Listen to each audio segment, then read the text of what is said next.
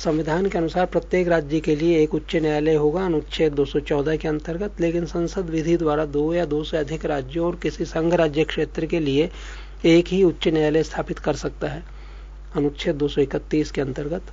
वर्तमान में पंजाब एवं हरियाणा, असम, नागालैंड, मेघालय, मणिपुर, त्रिपुरा, मिजोरम तथा अरुणाचल प्रदेश, महाराष्ट्र, गोवा, दादर और नगर हवेली और दमन तथा दीव और पश्चिम बंगाल, अंडमान निकोबार द्वीप समूह आदि के लिए एक ही उच्च न्यायालय है।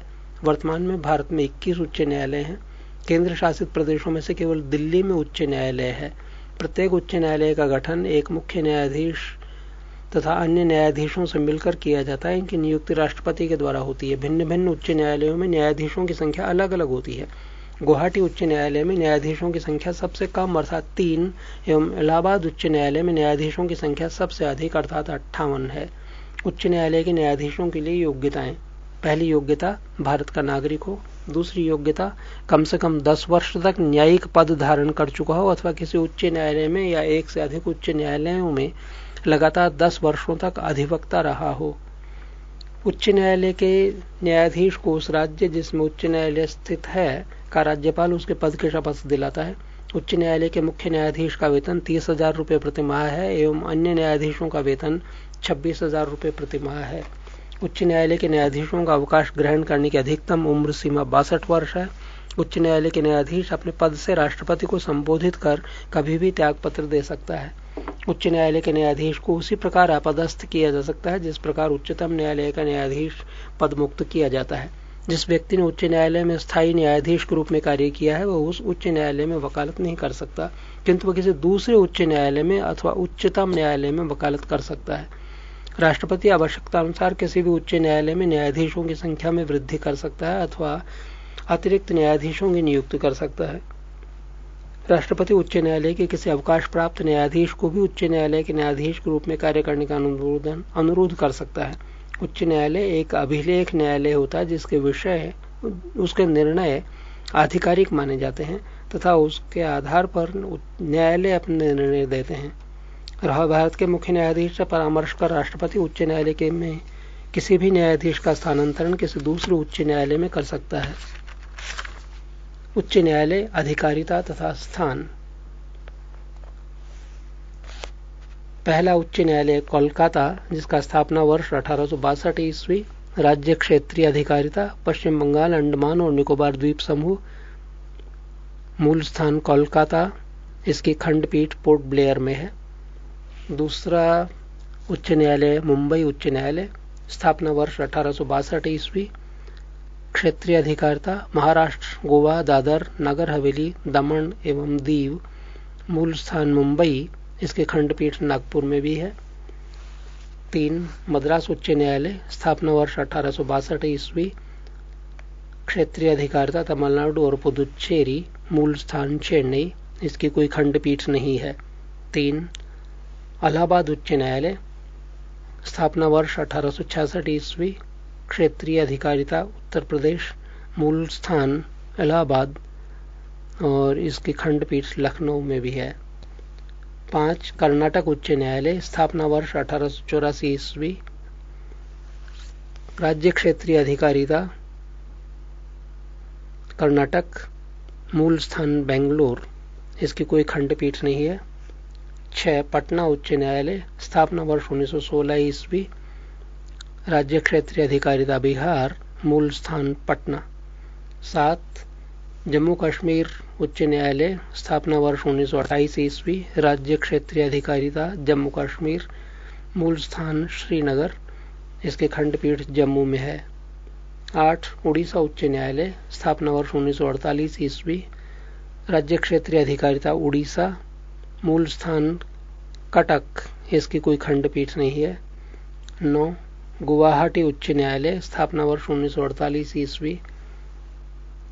क्षेत्रीय अधिकारिता असम, मणिपुर, मेघालय, त्रिपुरा, नागालैंड, मिजोरम एवं अरुणाचल प्रदेश। मूल स्थान गुवाहाटी। इसकी खंडपीठें कोहिमा, इम्फाल, अगरतला एवं शिलोंग में है। 10 राजस्थान उच्च न्यायालय, स्थापना वर्ष 1949 ईस्वी। राज्य क्षेत्रीय अधिकारिता राजस्थान। मूल स्थान जोधपुर। इसकी खंडपीठ जयपुर में है। 11 आंध्र प्रदेश उच्च न्यायालय, स्थापना वर्ष 1954 ईस्वी, क्षेत्रीय अधिकारिता आंध्र प्रदेश, मूल स्थान हैदराबाद, इसकी कोई खंडपीठ नहीं है। 12 मध्य प्रदेश, स्थापना वर्ष 1956 ईस्वी, राज्य क्षेत्रीय अधिकारिता मध्य प्रदेश, मूल स्थान जबलपुर है और इसकी खंडपीठें ग्वालियर और इंदौर में हैं। 13 केरल उच्च न्यायालय, स्थापना वर्ष 1958 ईस्वी, राज्य क्षेत्रीय अधिकारिता केरल और लक्षद्वीप, इसका मूल स्थान अर्नाकुलम है। 14 गुजरात उच्च न्यायालय, स्थापना वर्ष 1960 ईस्वी, राज्य क्षेत्रीय अधिकारिता गुजरात, मूल स्थान अहमदाबाद। 15 दिल्ली उच्च न्यायालय, स्थापना वर्ष 1966 ईस्वी, राज्य क्षेत्रीय अधिकारिता दिल्ली, मूल स्थान दिल्ली। 16 हिमाचल प्रदेश उच्च न्यायालय, स्थापना वर्ष 1971 ईस्वी, राज्य क्षेत्रीय अधिकारिता हिमाचल प्रदेश, मूल स्थान शिमला। 17 पंजाब व हरियाणा उच्च न्यायालय, स्थापना वर्ष 1975 ईस्वी,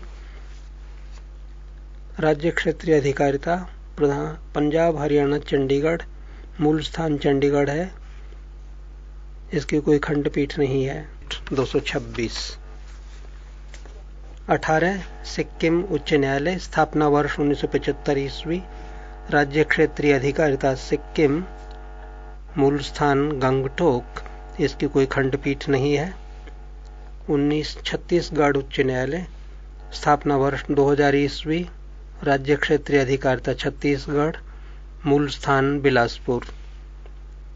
20 उत्तराखंड उच्च न्यायालय, स्थापना वर्ष 2000 ईस्वी, राज्य क्षेत्रीय अधिकारिता उत्तराखंड, मूल स्थान नैनीताल। 21 झारखंड उच्च न्यायालय, स्थापना वर्ष 2000 ईस्वी, राज्य क्षेत्रीय अधिकारिता झारखंड, मूल स्थान रांची। उच्च न्यायालय का क्षेत्राधिकार। 1 प्रारंभिक क्षेत्राधिकार। प्रत्येक उच्च न्यायालय को नौकाधिकरण, इच्छा पत्र, तलाक, विवाह, कंपनी न्यायालय की अवमानना तथा कुछ राजस्व संबंधी प्रकरणों, नागरिकों के मौलिक अधिकारों के क्रियान्वयन के लिए आवश्यक निर्देश, विशेषकर बंदी प्रत्यक्षीकरण, परमादेश, निषेध, उत्प्रेक्षण तथा अधिकार परीक्षा के लेख जारी करने का अधिकार प्राप्त हैं। 2 अपीलीय क्षेत्राधिकार। 1 फौजदारी मामलों में अगर सत्र न्यायाधीश ने मृत्युदंड दिया हो तो उच्च न्यायालय में उसके विरुद्ध अपील हो सकती है। 2 दीवानी मामलों में उच्च न्यायालय में उन सब मामलों की अपील हो सकती है जो 5 लाख रुपए या उससे अधिक संपत्ति से संबद्ध हों। 3 उच्च न्यायालय पेटेंट और डिजाइन, उत्तराधिकार, भूमि प्राप्ति, दिवालियापन और संरक्षकता आदि मामलों में भी अपील सुनता है। 3 उच्च न्यायालय में मुकदमों का हस्तांतरण।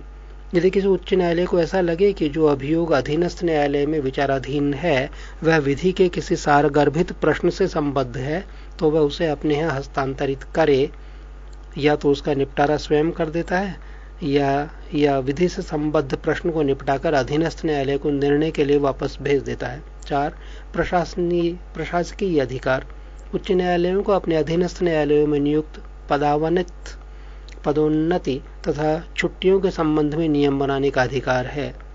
नोट: उच्च न्यायालय राज्य में अपील का सर्वोच्च न्यायालय नहीं है।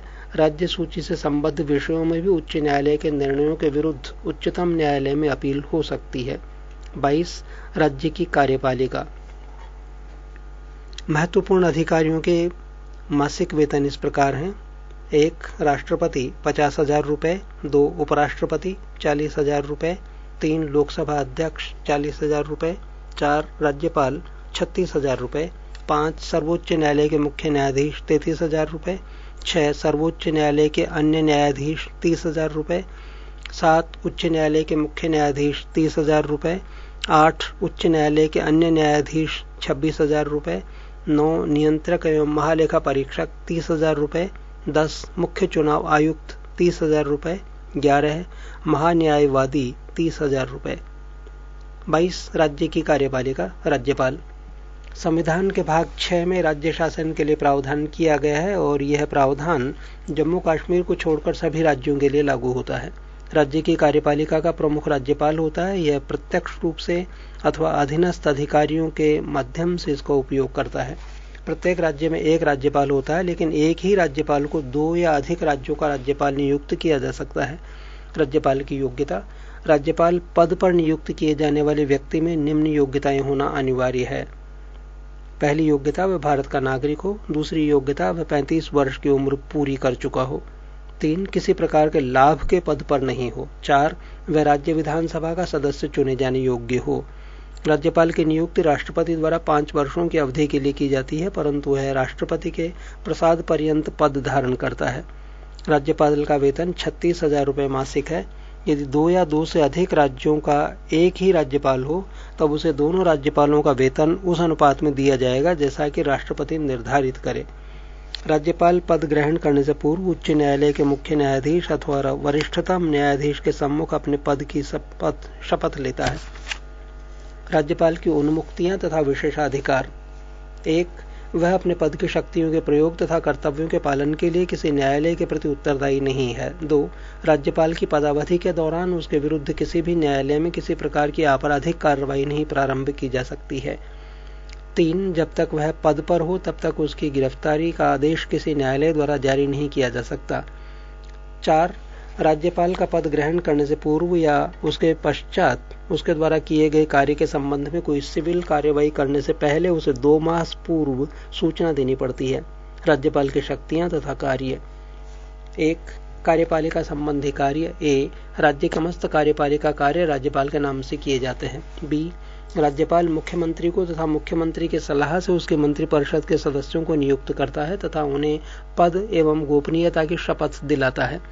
सी, राज्यपाल राज्य के उच्च अधिकारियों जैसे महाधिवक्ता, राज्य लोक सेवा आयोग के अध्यक्ष तथा सदस्यों की नियुक्ति करता है तथा राज्य के उच्च न्यायालय में न्यायाधीशों की नियुक्ति के संबंध में राष्ट्रपति को परामर्श देता है। डी, राज्यपाल का अधिकार है कि वह राज्य के प्रशासन के संबंध में मुख्यमंत्री से सूचना प्राप्त करे। ई, जब राज्य का प्रशासन संवैधानिक तंत्र के अनुसार न चलाया जा रहा हो तो राज्यपाल राष्ट्रपति से राज्य में राष्ट्रपति शासन की सिफारिश करता है। एफ, राष्ट्रपति शासन के समय राज्यपाल केंद्र सरकार के अभिकर्ता के रूप में राज्य का प्रशासन चलाता है। जी, राज्यपाल राज्य के विश्वविद्यालयों का कुलाधिपति होता है तथा उपकुलपतियों को भी नियुक्त करता है। 2, विधायी अधिकार।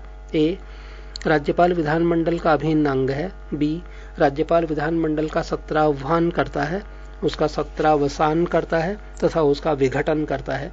राज्यपाल विधानसभा के अधिवेशन अथवा दोनों सदनों के संयुक्त अधिवेशनों को संबोधित करता है। सी, वह राज्य विधान परिषद के कुल सदस्य संख्या का 1/6 भाग सदस्यों को नियुक्त करता है जिनका संबंध विज्ञान, साहित्य, कला, समाज सेवा, सहकारी आंदोलन आदि से रखता है। डी, राज्य विधानसभा के किसी सदस्य पर अयोग्यता का प्रश्न उत्पन्न होता है तो अयोग्यता संबंधी विवाद का निर्धारण राज्यपाल चुनाव आयोग से परामर्श करके करता है। ई, राज्य विधान मंडल द्वारा पारित विधेयक राज्यपाल के हस्ताक्षर के बाद ही अधिनियम बन पाता है। एफ, यदि विधानसभा में आंग्ल भारतीय समुदाय को पर्याप्त प्रतिनिधित्व नहीं प्राप्त है तो राज्यपाल उस समुदाय के एक व्यक्ति को विधानसभा का सदस्य मनोनीत कर सकता है। जी, जब विधानमंडल का सत्र नहीं चल रहा हो और राज्यपाल को ऐसा लगे कि तत्काल कार्यवाही की आवश्यकता है तो वह अध्यादेश जारी कर सकता है जिसे वही स्थान प्राप्त है जो विधानमंडल द्वारा पारित किसी अधिनियम को है। ऐसे अध्यादेश 6 सप्ताह के भीतर विधानमंडल द्वारा स्वीकृत होना आवश्यक है। यदि विधानमंडल 6 सप्ताह के भीतर उसे अपनी स्वीकृति नहीं देता है तो उस अध्यादेश की वैधता समाप्त हो जाती है। एच, कुछ विशिष्ट प्रकार के विधेयकों को राज्यपाल राष्ट्रपति के पास विचार के लिए भेजता है। 3, वित्तीय अधिकार। ए, राज्यपाल प्रत्येक वित्तीय वर्ष में वित्त मंत्री को विधानमंडल के सम्मुख वार्षिक वित्तीय विवरण प्रस्तुत करने के लिए कहता है। बी, विधानसभा में धन विधेयक राज्यपाल की पूर्व अनुमति से ही पेश किया जाता है। सी, ऐसा कोई विधेयक जो राज्य की संचित निधि से खर्च निकालने की व्यवस्था करता है उस समय तक विधानमंडल द्वारा पारित नहीं किया जा सकता जब तक राज्यपाल इसकी संस्तुति न कर दे। डी, राज्यपाल की संस्तुति के बिना अनुदान की किसी मांग को विधानमंडल में के सम्मुख नहीं रखा जा सकता। ई, राज्यपाल धन विधेयक के अतिरिक्त किसी विधेयक को पुनः विचार के लिए राज्य विधानमंडल के पास भेज सकता है परंतु राज्य विधानमंडल द्वारा इसे दोबारा पारित किए जाने पर वह उस पर अपनी सहमति देने के लिए बाध्य होता है। 4, न्यायिक अधिकार। राज्यपाल को उस विषय संबंधी जिस विषय पर उस राज्य की कार्यपालिका शक्ति का विस्तार है, किसी विधि के विरुद्ध किसी अपराध के लिए सिद्ध दोष ठहराए गए किसी व्यक्ति के दंड को क्षमा, उसका प्रविलंबन, विराम या परिहार करने की अथवा दंडादेश के निलंबन, परिहार या लघुकरण की शक्ति प्राप्त है। राज्यपाल की स्थिति। यदि हम राज्यपाल के उपयुक्त अधिकारों पर दृष्टिपात करें तो ऐसा लगता है कि राज्यपाल एक बहुत शक्तिशाली अधिकारी है, किंतु वास्तविकता इससे सर्वथा भिन्न है। हमने संसदीय शासन प्रणाली को अपनाया है जिसमें मंत्रिपरिषद विधानमंडल के प्रति उत्तरदायी होती है। अतः वास्तविक शक्तियां मंत्रिपरिषद को प्राप्त होती हैं, नहीं कि राज्यपाल को। राज्यपाल एक संवैधानिक प्रमुख के रूप में कार्य करता है, किंतु असाधारण स्थितियों में उसे इच्छानुसार कार्य करने के अवसर प्राप्त हो सकते हैं। उपराज्यपाल दिल्ली, दमन तथा दीव, पुदुचेरी, अंडमान और निकोबार द्वीप समूह। प्रशासक दादर एवं नागर हवेली, लक्षद्वीप। विधान परिषद। विधान परिषद राज्य विधानमंडल का उच्च सदन होता है। यदि किसी राज्य की विधानसभा अपने कुल सदस्यों के पूर्ण बहुमत तथा उपस्थित मतदान करने वाले सदस्यों के 2/3 बहुमत से प्रस्ताव पारित करे तो संसद उस राज्य में विधान परिषद स्थापित कर सकती है अथवा उसका लोप कर सकती है। वर्तमान में केवल 5 राज्यों में विधान परिषदें विद्यमान हैं। ये राज्य हैं उत्तर प्रदेश, कर्नाटक, जम्मू एवं कश्मीर, महाराष्ट्र तथा बिहार। विधान परिषद के कुल सदस्यों की संख्या उस राज्य की विधानसभा के कुल सदस्यों की संख्या की 1/3 से अधिक नहीं हो सकती है, किंतु किसी भी अवस्था में विधान परिषद के सदस्यों की कुल संख्या 40 से कम नहीं हो सकती है। अपवाद इसमें जम्मू कश्मीर है, जहां सदस्यों की संख्या 36 है। विधान परिषद का सदस्य बनने के लिए न्यूनतम आयु सीमा 30 वर्ष है। विधान परिषद के प्रत्येक सदस्य का कार्यकाल 6 वर्ष होता है, किंतु प्रति दूसरे वर्ष 1/3 सदस्य अवकाश ग्रहण करते हैं तथा उनके स्थान पर नवीन सदस्य निर्वाचित होते हैं। विधान परिषद के सदस्यों का निर्वाचन आनुपातिक प्रतिनिधित्व की एकल संक्रमणीय मत पद्धति द्वारा होता है। विधान परिषद के कुल सदस्यों के 1/3 सदस्य राज्य की स्थानीय स्वशासी संस्थाओं के एक निर्वाचक मंडल द्वारा निर्वाचित होते हैं। 1/3 सदस्य राज्य की विधानसभा के सदस्यों द्वारा निर्वाचित होते हैं। 1/12 सदस्य उन स्नातकों द्वारा निर्वाचित होते हैं जिन्होंने कम से कम 3 वर्ष पूर्व स्नातक की उपाधि प्राप्त कर ली हो। 1/12 सदस्य उन अध्यापकों के द्वारा निर्वाचित होते हैं जो कम से कम 3 वर्षों से माध्यमिक पाठशालाओं अथवा उनसे ऊंची कक्षाओं में शिक्षण कार्य कर रहे हों तथा 1/6 सदस्यों का राज्यपाल उन व्यक्तियों में से मनोनीत करता है जिन्हें साहित्य, कला, विज्ञान, सहकारिता आंदोलन या सामाजिक सेवा के संबंध में विषय ज्ञान हो। विधान परिषद की किसी भी बैठक के लिए कम से कम 10 या विधान परिषद में कुल सदस्यों का 10वां यानी 1/10 इनमें जो भी अधिक हो गणपूर्ति होगा। विधान परिषद अपने सदस्यों में से 2 को क्रमशः सभापति एवं उपसभापति चुनती है। सभापति एवं उपसभापति को विधानमंडल द्वारा निर्धारित वेतन एवं भत्ते प्राप्त होते हैं। सभापति उपसभापति को संबोधित कर एवं उपसभापति सभापति को संबोधित कर त्यागपत्र दे सकता है अथवा परिषद के सदस्यों के बहुमत से पारित प्रस्ताव द्वारा उसे अपदस्थ भी किया जा सकता है, किंतु ऐसे किसी प्रस्ताव को लाने के लिए 14 दिनों की पूर्व सूचना आवश्यक है। विधानसभा का कार्यकाल 5 वर्ष है, किंतु विशेष परिस्थितियों में राज्यपाल को यह अधिकार है कि वह उससे पूर्व भी उसको विघटित कर सकता है। विधानसभा के सत्रावसान यानी प्रोरोग के आदेश राज्यपाल के द्वारा दिए जाते हैं। विधानसभा में निर्वाचित होने के लिए न्यूनतम आयु सीमा 25 वर्ष है। प्रत्येक राज्य की विधानसभा में कम से कम 60 और अधिक से अधिक 500 सदस्य होते हैं। अपवाद अरुणाचल प्रदेश है जहाँ 40 सदस्य हैं, गोवा 40 सदस्य, मिजोरम में 40 सदस्य हैं, सिक्किम 32 सदस्य। विधानसभा की अध्यक्षता करने के लिए एक अध्यक्ष का चुनाव करने का अधिकार सदन को प्राप्त है, जो इसकी बैठकों का संचालन करता है। साधारणतः विधानसभा अध्यक्ष सदन में मतदान नहीं करता, किंतु यदि सदन में मत बराबरी में बंट जाए तो वह निर्णायक मत देता है। जब कभी अध्यक्ष को उसके पद से हटाने का प्रस्ताव विचाराधीन हो, उस समय वह सदन की बैठकों की अध्यक्षता नहीं करता है। किसी विधेयक को धन विधेयक माना जाए अथवा नहीं, इसका निर्णय विधानसभा अध्यक्ष ही करता है। सदन के बैठकों के लिए सदन के कुल सदस्यों के 10वां अंश यानी 1/10 सदस्यों की उपस्थितियां गणपूर्ति हेतु आवश्यक है। विधानसभा और विधान परिषद की सदस्य संख्या इस प्रकार है विभिन्न राज्यों में। राज्य 1 अरुणाचल प्रदेश, विधानसभा 40, विधान परिषद वहां नहीं है। दूसरा राज्य असम, विधानसभा में 126 सदस्य हैं, विधान परिषद वहां नहीं है। 3 आंध्र प्रदेश, विधानसभा में सदस्य संख्या 294। 4 उड़ीसा, विधानसभा सदस्य संख्या 147। 5 उत्तर प्रदेश, विधानसभा में सदस्यों की संख्या 403, विधान परिषद में 99। 6 उत्तराखंड, विधानसभा में सदस्यों की संख्या 70, विधान परिषद वहां नहीं है। 7 कर्नाटक, विधानसभा में सदस्यों की संख्या वहां 224 है और विधान परिषद में 75 है। 8 केरला, विधानसभा में सदस्यों की संख्या 140 और वहां विधान परिषद नहीं है। 9 गुजरात, विधानसभा में सदस्यों की संख्या 182। 10 गोवा, विधानसभा में सदस्यों की संख्या 40।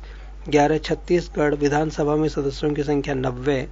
12 जम्मू कश्मीर, विधानसभा में सदस्यों की संख्या 76, विधान परिषद में 36। 13 विधानसभा में सदस्यों की संख्या 81, वहां विधान परिषद नहीं है। 14 तमिलनाडु, विधानसभा सदस्यों की संख्या 234। 15 नागालैंड, विधानसभा में सदस्यों की संख्या 60। 16 पंजाब, विधानसभा में सदस्यों की संख्या 117। 17 पश्चिमी बंगाल, विधानसभा सदस्य 294। 18 बिहार, विधानसभा सदस्य 243 और विधान परिषद में सदस्य हैं 75। 19 मणिपुर, विधानसभा में सदस्य संख्या 60, विधान परिषद वहां नहीं है। 20 मध्य प्रदेश, विधानसभा सदस्य 230। 21 महाराष्ट्र, विधानसभा में सदस्यों की संख्या 288, विधान परिषद में 78। 22 मिजोरम, विधानसभा सदस्य 40। 23 मेघालय, विधानसभा सदस्य 60। 24 राजस्थान, विधानसभा सदस्य 200। 25 सिक्किम, विधानसभा सदस्य 32। 26 हरियाणा, विधानसभा सदस्य 90। 27 हिमाचल प्रदेश, विधानसभा सदस्य 68। 28 त्रिपुरा, विधानसभा सदस्य 60। संघीय प्रदेश में विधानसभा में सदस्यों की संख्या इस प्रकार है। पहला संघीय प्रदेश दिल्ली, यहाँ विधानसभा में सदस्यों की संख्या है 70। दूसरा संघीय प्रदेश पुदुचेरी, जहाँ विधानसभा में सदस्यों की संख्या 30। 4 संवैधानिक संशोधन, संघीय स्वरूप को प्रभावित करने वाला कोई संविधान संशोधन विधेयक यदि संसद के दोनों सदनों के द्वारा पारित हो जाता है तो आधे से अधिक राज्यों के विधानमंडलों द्वारा उसकी पुष्टि आवश्यक है। 5 निर्वाचन संबंधी अधिकार, राष्ट्रपति के निर्वाचन में जितना मताधिकार संसद के दोनों सदनों के सदस्यों को प्राप्त है उतना ही राज्यों की विधानसभाओं के निर्वाचित सदस्यों को प्राप्त है। मुख्यमंत्री की नियुक्ति राज्यपाल द्वारा की जाती है। साधारणतः वैसे व्यक्ति को मुख्यमंत्री नियुक्त किया जाता है जो विधानसभा में बहुमत दल का नेता होता है। मुख्यमंत्री ही शासन का प्रमुख प्रवक्ता है। मुख्यमंत्री मंत्रिपरिषदों की बैठकों की अध्यक्षता करता है। मंत्रिपरिषद के निर्णयों को मुख्यमंत्री ही राज्यपाल तक पहुंचाता है। जब कभी राज्यपाल कोई बात मंत्रिपरिषद तक पहुंचाना चाहता है तो मुख्यमंत्री के द्वारा ही यह कार्य करता है। राज्यपाल के सारे अधिकारों का प्रयोग मुख्यमंत्री ही करता है। 23 भारतीय राज्य व्यवस्था में वरीयता अनुक्रम, भारतीय राज्य व्यवस्था में विभिन्न पदाधिकारियों का वरीयता अनुक्रम यानी वारंट ऑफ प्रेसिडेंस इस प्रकार है। 1 राष्ट्रपति, 2 उपराष्ट्रपति, 3 प्रधानमंत्री, 4 राज्यों के राज्यपाल अपने राज्यों में, 5 भूतपूर्व राष्ट्रपति, 5 कै उप प्रधानमंत्री, 6 भारत का मुख्य न्यायाधीश तथा लोकसभा अध्यक्ष, 7 केंद्रीय कैबिनेट मंत्री राज्य के मुख्यमंत्री अपने अपने राज्यों में, योजना आयोग का उपाध्यक्ष, पूर्व प्रधानमंत्री तथा संसद के विपक्ष का नेता, 7 कै भारत रत्न सम्मान के धारक, 8 राजदूत, 9 उच्चतम न्यायालय के न्यायाधीश, 9 कै मुख्य निर्वाचन आयुक्त तथा भारत का नियंत्रक महालेखा परीक्षक, 10 राज्यसभा का उपसभापति, लोकसभा का उपाध्यक्ष, योजना आयोग के सदस्य तथा केंद्र में राज्य मंत्री। नोट, मुख्य चुनाव आयुक्त श्री शेषन के आग्रह पर सरकार ने मुख्य चुनाव आयुक्त को 9 कै की स्थिति प्रदान की है, यानी उच्चतम न्यायालय के न्यायाधीश के समकक्ष दर्जा। यह संशोधन अगस्त 93 में किया गया। 24 केंद्र राज्य संबंध, भारत में केंद्र राज्य संबंध संघवाद की ओर उन्मुख है और संघवाद की इस प्रणाली को कनाडा के संविधान से लिया गया है। भारतीय संविधान में केंद्र तथा राज्य के मध्य विधायी, प्रशासनिक तथा वित्तीय शक्तियों का विभाजन किया गया है। लेकिन न्यायपालिका को विभाजन की परिधि से बाहर रखा गया है। भारतीय संविधान की 7वीं अनुसूची में केंद्र एवं राज्य की शक्तियों के बंटवारे से संबंधित 3 सूचियां दी गई है। पहली सूची है संघ सूची, दूसरी सूची राज्य सूची और 3 समवर्ती सूची। संघ सूची में उन विषयों को शामिल किया गया है जो राष्ट्रीय महत्व के हैं तथा जिन पर कानून बनाने का एकमात्र अधिकार केंद्रीय विधायिका अर्थात संसद को है। इस सूची में कुल 99 विषयों को शामिल किया गया, जिनमें प्रमुख हैं रक्षा, विदेशी मामले, युद्ध, अंतर्राष्ट्रीय संधि, अणुशक्ति, सीमा शुल्क, जनगणना, विदेशी ऋण, डाक एवं तार प्रसारण, टेलीफोन, विदेशी व्यापार, रेल तथा वायु एवं जल परिवहन आदि। राज्य सूची, इसमें उन विषयों को शामिल किया गया है जो स्थानीय महत्व के हैं तथा जिन पर कानून बनाने का एकमात्र अधिकार राज्य विधानमंडल को है, लेकिन कुछ विशेष परिस्थितियों में संसद भी कानून बना सकती है। इस सूची में शामिल विषयों की संख्या 61 है, जिनमें प्रमुख हैं लोक सेवा, कृषि, वन, कारागार, भू राजस्व, लोक व्यवस्था, पुलिस, स्वास्थ्य, स्थानीय शासन, क्रय विक्रय एवं सिंचाई आदि। समवर्ती सूची, इस सूची में शामिल विषयों पर संसद तथा राज्य विधानमंडलों दोनों द्वारा कानून बनाया जाता है और यदि दोनों कानूनों में विरोध है तो संसद द्वारा निर्मित कानून लागू होगा। इस सूची में शामिल विषयों की संख्या 52 है। इनमें प्रमुख हैं राष्ट्रीय जलमार्ग, परिवार नियोजन, जनसंख्या नियंत्रण, समाचार पत्र, कारखाना, शिक्षा, आर्थिक तथ्य तथा सामाजिक योजना। अवशिष्ट विधायी शक्ति, जिन विषयों को संघ सूची, राज्य सूची और समवर्ती सूची में नहीं शामिल किया गया, उन पर कानून बनाने का एकमात्र अधिकार संसद को प्रदान किया गया है। राज्य सूची के विषयों पर कानून बनाने की संसद की शक्ति, संविधान के अनुच्छेद 249 में प्रावधान किया गया है कि यदि राज्यसभा अपने उपस्थित तथा मतदान करने वाले सदस्यों के 2/3 बहुमत से पारित कर दे कि राष्ट्रीय हित को ध्यान में रखकर संसद राज्य सूची के विषयों पर कानून बनाए, तो संसद को राज्य सूची में वर्णित विषयों पर कानून बनाने की शक्ति प्राप्त हो जाती है। संसद द्वारा इस प्रकार बनाया गया कानून 1 वर्ष के लिए प्रवर्तनीय होता है, लेकिन राज्यसभा द्वारा पारित कर इसे बार बार कई वर्षों के लिए बढ़ाया जा सकता है। राज्यों की सहमति से भी संसद राज्य सूची पर कानून बना सकती है। राष्ट्रीय आपात एवं राष्ट्रपति शासन के समय की भी संसद को राज्य सूची पर कानून बनाने का अधिकार होता है। संघ के प्रमुख राजस्व स्रोत इस प्रकार हैं: निगम कर, सीमा शुल्क, निर्यात शुल्क, कृषि, भूमि को छोड़कर अन्य संपत्ति पर संपदा शुल्क, विदेशी ऋण, रेल, रिजर्व बैंक तथा शेयर बाजार। राज्य के प्रमुख राजस्व स्रोत हैं व्यक्ति कर, कृषि भूमि पर कर, संपदा शुल्क, भूमि एवं भवनों पर कर, पशुओं तथा नौकायन पर कर, विक्रय कर, वाहनों पर चुंगी। केंद्र एवं राज्यों को मध्य विवादों को सुलझाने के लिए मुख्यतः 4 आयोग गठित किए गए, जो इस प्रकार हैं: प्रशासनिक सुधार आयोग, राजमन्नार आयोग, भगवान सहाय समिति एवं सरकारी आयोग। सरकारी आयोग का गठन 1983 में किया गया था, जिसने अपनी 1600 पृष्ठ वाली रिपोर्ट 1987 ईस्वी में केंद्र सरकार को सौंप दी। 25 अंतर्राज्य परिषद, संविधान के अनुच्छेद 263 के अंतर्गत केंद्र एवं राज्यों के बीच समन्वय स्थापित करने के लिए राष्ट्रपति एक अंतर्राज्य परिषद की स्थापना कर सकता है। पहली बार जून 1990 ईस्वी में अंतर्राज्य परिषद की स्थापना की गई, जिसकी पहली बैठक 10 अक्टूबर 1990 ईस्वी को हुई थी। इसमें निम्न सदस्य होते हैं: प्रधानमंत्री तथा उनके द्वारा मनोनीत 6 कैबिनेट स्तर के मंत्री, सभी राज्यों व संघ राज्य क्षेत्रों के मंत्री, मुख्यमंत्री एवं संघ राज्य क्षेत्रों के प्रशासक। अंतर्राज्य परिषद की बैठकें वर्ष में 3 बार की जाएंगी, जिनकी अध्यक्षता प्रधानमंत्री या उसके अनुपस्थिति में प्रधानमंत्री द्वारा नियुक्त कैबिनेट स्तर का मंत्री करता है।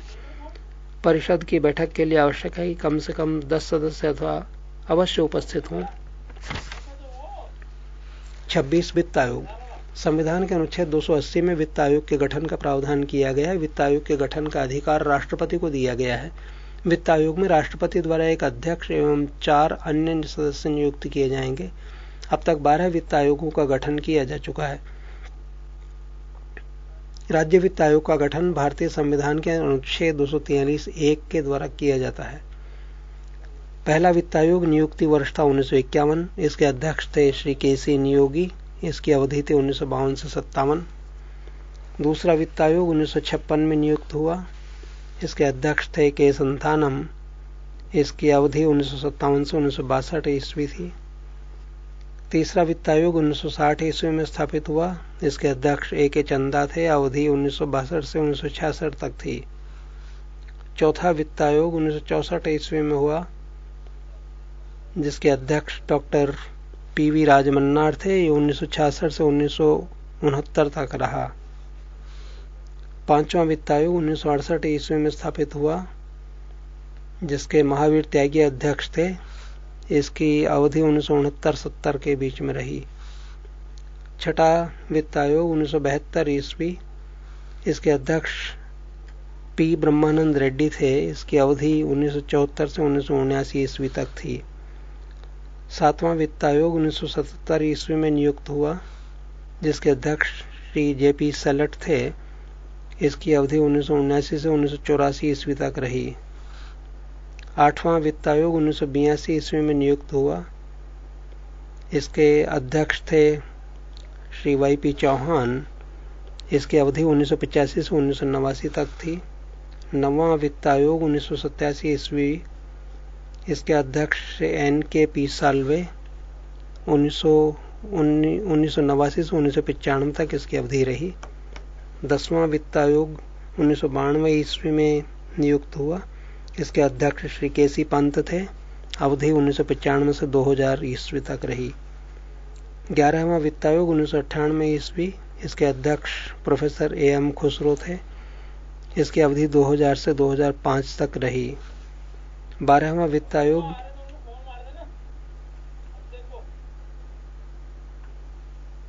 वित्त आयोग नियुक्ति 2003 ईस्वी, अध्यक्ष डॉक्टर C. रंगराजन। इसकी अवधि 2005 से 2010 ईस्वी तक रही। 27 योजना आयोग। भारत में योजना आयोग के संबंध में कोई संवैधानिक प्रावधान नहीं है। 15 मार्च 1950 ईस्वी को केंद्रीय मंत्रिमंडल के द्वारा पारित प्रस्ताव के द्वारा योजना आयोग की स्थापना की गई थी। योजना आयोग का अध्यक्ष प्रधानमंत्री होता है। 28 राष्ट्रीय विकास परिषद। योजना के निर्माण में राज्यों की भागीदारी होनी चाहिए, इस विचार को स्वीकार करते हुए सरकार के एक प्रस्ताव द्वारा 6 अगस्त 1952 ईस्वी को राष्ट्रीय विकास परिषद का गठन हुआ। प्रधानमंत्री इस परिषद का अध्यक्ष होता है। योजना आयोग का सचिव ही इस परिषद का सचिव होता है। भारतीय संघ के सभी राज्यों के मुख्यमंत्री एवं योजना आयोग के सभी सदस्य इसके पदेन सदस्य होते हैं। 29 लोक सेवा आयोग। भारत में सन 1919 ईस्वी के भारत सरकार अधिनियम के अधीन सर्वप्रथम 1926 ईस्वी में लोक सेवा आयोग की स्थापना की गई थी। लोक सेवा आयोग की स्थापना के लिए 1924 ईस्वी में विधि आयोग ने सिफारिश की थी। संघ लोक सेवा आयोग के अध्यक्ष तथा सदस्यों की नियुक्ति राष्ट्रपति द्वारा की जाएगी। संघ लोक सेवा आयोग के सदस्यों की संख्या निर्धारित करने की शक्ति राष्ट्रपति को है। वर्तमान में इसकी संख्या 10 है। संघ लोक सेवा आयोग के अध्यक्ष एवं सदस्यों की नियुक्ति 6 वर्षों के लिए की जाती है। यदि वह 6 वर्षों के अंदर 65 वर्ष की आयु पूरी कर लेता है तो वह पद से मुक्त हो जाता है। राज्य लोक सेवा आयोग के अध्यक्ष तथा सदस्यों की नियुक्ति राज्यपाल के द्वारा की जाती है, परंतु इन्हें हटाने का अधिकार राज्यपाल को नहीं है। राज्य लोक सेवा आयोग के अध्यक्ष एवं सदस्यों का कार्यकाल 6 वर्ष या 62 वर्ष की उम्र तक होता है। इन दोनों में जो पहले पूरा होता है उसी के तहत वे अवकाश ग्रहण करते हैं, परंतु उन्हें कार्यकाल के बीच उच्चतम न्यायालय के प्रतिवेदन पर तथा कुछ निरर्हताओं होने पर संविधान के अनुच्छेद 317 के अंतर्गत राष्ट्रपति हटा सकते हैं। 30 निर्वाचन आयोग। संविधान के भाग 15 के अनुच्छेद 324 से 329 के बीच निर्वाचन से संबंधित उपबंध किया गया है। निर्वाचन आयोग का गठन मुख्य निर्वाचन आयुक्त एवं अन्य निर्वाचन आयुक्तों से किया जाता है, जिनकी नियुक्ति राष्ट्रपति के द्वारा की जाती है। मुख्य चुनाव आयुक्त का कार्यकाल 6 वर्षों या 65 वर्ष की आयु जो भी पहले हो तब तक होगा। अन्य चुनाव आयुक्तों का कार्यकाल 6 वर्ष या 62 वर्ष जो पहले हो तब तक रहता है। मुख्य चुनाव आयुक्त तथा अन्य चुनाव आयुक्तों को सर्वोच्च न्यायालय के न्यायाधीशों के बराबर वेतन यानी 30,000 रुपये मासिक एवं भत्ते प्राप्त होंगे। पहले चुनाव आयोग 1 सदस्यीय आयोग था, परंतु अक्टूबर 1993 ईस्वी में 3 सदस्यीय आयोग बना दिया गया। निर्वाचन आयोग के मुख्य कार्य निम्न है। पहला कार्य चुनाव क्षेत्रों का परिसीमन। दूसरा कार्य मतदाता सूचियों को तैयार करवाना। 3 विभिन्न राजनीतिक दलों को मान्यता प्रदान करना। 4 राजनीतिक दलों को आरक्षित चुनाव चिन्ह प्रदान करना। 5 चुनाव करवाना। 6 राजनीतिक दलों के लिए आचार संहिता तैयार करवाना। निर्वाचन आयोग की स्वतंत्रता के लिए संवैधानिक प्रावधान निम्न है। पहला प्रावधान, निर्वाचन आयोग एक संवैधानिक संस्था है, अर्थात इसका निर्माण संविधान ने किया है। दूसरा प्रावधान, मुख्य चुनाव आयुक्त एवं अन्य चुनाव आयुक्त की नियुक्ति राष्ट्रपति करते हैं। 3. मुख्य चुनाव आयुक्त महाभियोग जैसी प्रक्रिया से ही हटाया जा सकता है। 4. मुख्य चुनाव आयुक्त का दर्जा सर्वोच्च न्यायालय के मुख्य न्यायाधीश के समान ही है। 5. नियुक्ति के पश्चात मुख्य चुनाव आयुक्त एवं अन्य चुनाव आयुक्तों की सेवा शर्तों में कोई अलाभकारी परिवर्तन नहीं किया जा सकता है। 6. मुख्य चुनाव आयुक्त एवं अन्य चुनाव आयुक्तों का वेतन भारत की संचित निधि से दिया जाता है। 31. राजभाषा, संविधान के भाग 17 के अनुच्छेद 343 के अनुसार संघ की राजभाषा हिंदी और लिपि देवनागरी है। भारतीय संविधान के अनुच्छेद 344 में राष्ट्रपति की राजभाषा से संबंधित कुछ विषयों में सलाह देने के लिए एक आयोग की नियुक्ति का प्रावधान है। राष्ट्रपति ने इस अधिकार का प्रयोग करते हुए 1955 ईस्वी में श्री बी.जी. खरे की अध्यक्षता में प्रथम राजभाषा आयोग का गठन किया। इस आयोग ने 1956 ईस्वी में अपना प्रतिवेदन दिया। संविधान की 8वीं अनुसूची के अनुसार निम्नलिखित भाषाओं को राजभाषा के रूप में मान्यता प्राप्त है। ये इस प्रकार हैं। पहली भाषा असमिया, दूसरी भाषा बंगला, 3 गुजराती, 4 हिंदी, 5 कन्नड़, 6 कश्मीरी, 7 मलयालम, 8 मराठी, 9 उड़िया, 10 पंजाबी, 11 संस्कृत, 12 सिंधी, 13 तमिल, 14 तेलुगु, 15 उर्दू, 16 कोंकणी, 17 मणिपुरी, 18 नेपाली, 19 मैथिली, 20 संथाली, 21 डोगरी और 22 बोडो। अध्याय 3 चल रहा है। पृष्ठ 236। नोट 1. 1967 ईस्वी में संविधान के 21वें संशोधन के द्वारा सिंधी को 8वीं अनुसूची में जोड़ा गया। 2. 1992 ईस्वी में संविधान के 91वें संशोधन के द्वारा मणिपुरी, कोंकणी एवं नेपाली को 8वीं अनुसूची में जोड़ा गया। 3. 92वां संविधान संशोधन अधिनियम 2003 के द्वारा संविधान की 8वीं अनुसूची में मैथिली, संथाली, डोगरी एवं बोडो भाषाओं को जोड़ा गया।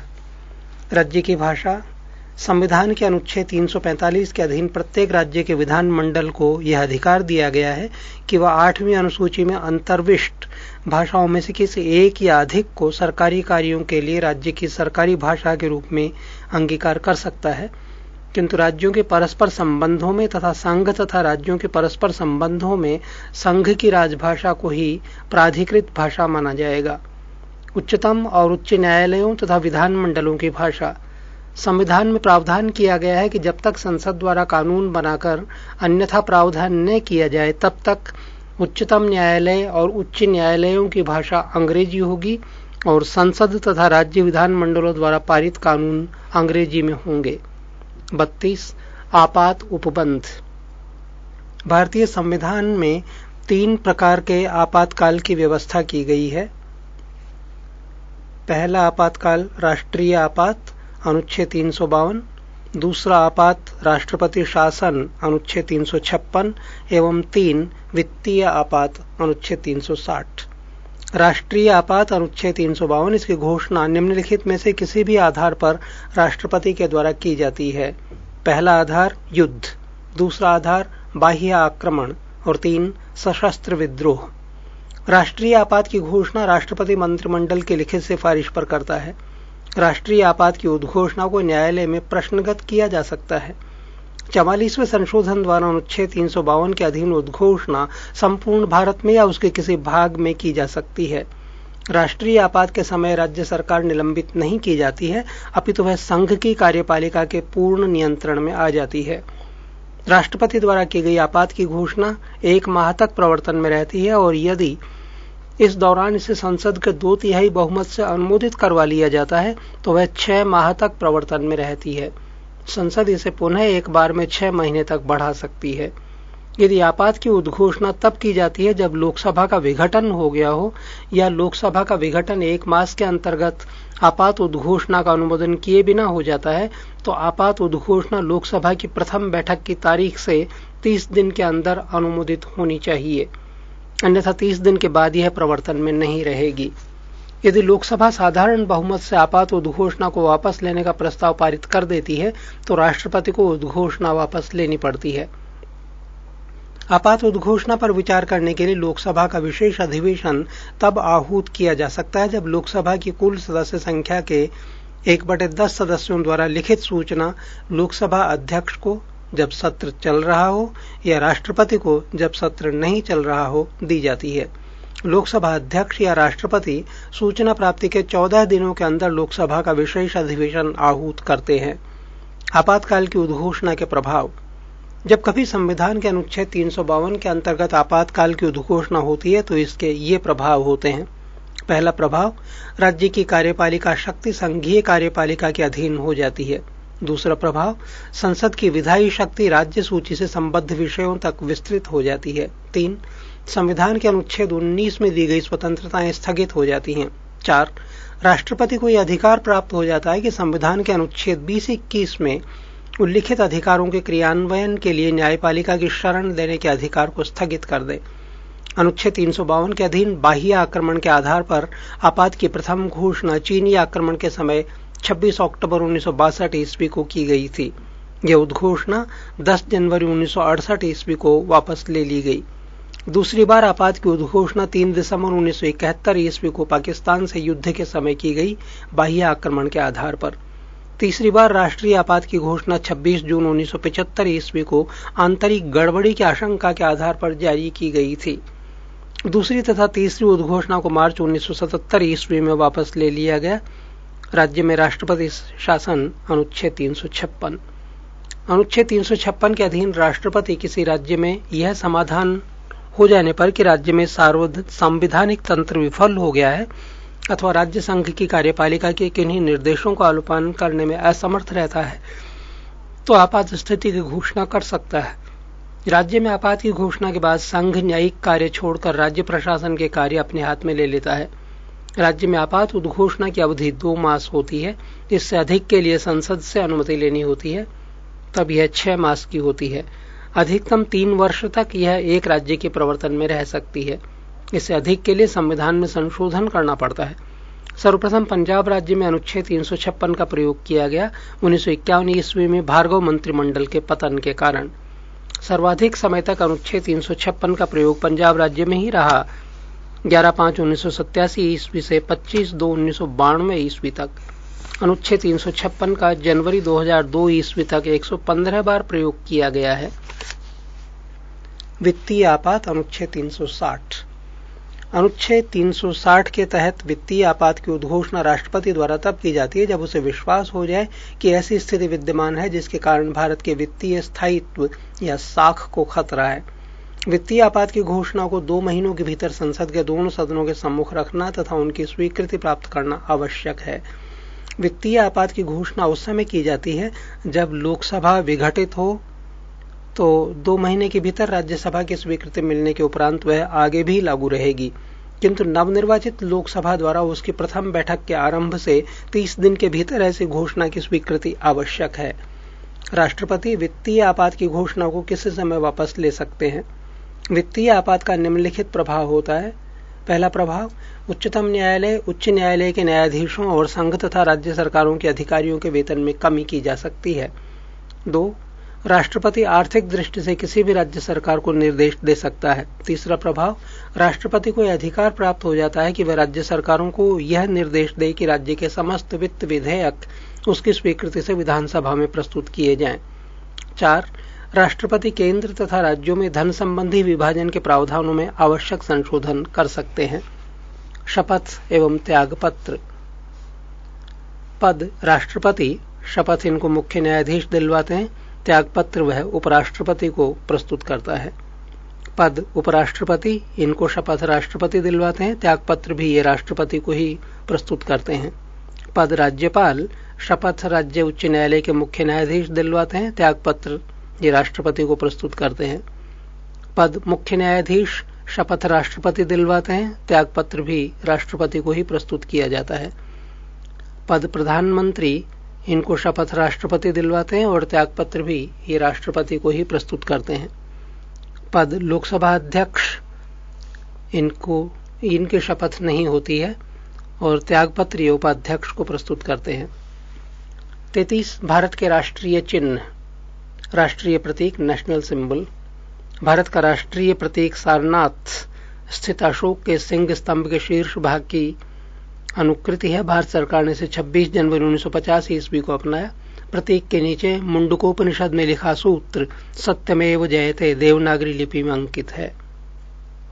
राष्ट्रीय ध्वज, नेशनल फ्लैग, 3 पट्टियों वाला तिरंगा, गहरा केसरिया ऊपर, सफेद बीच में और गहरा हरा रंग सबसे नीचे है।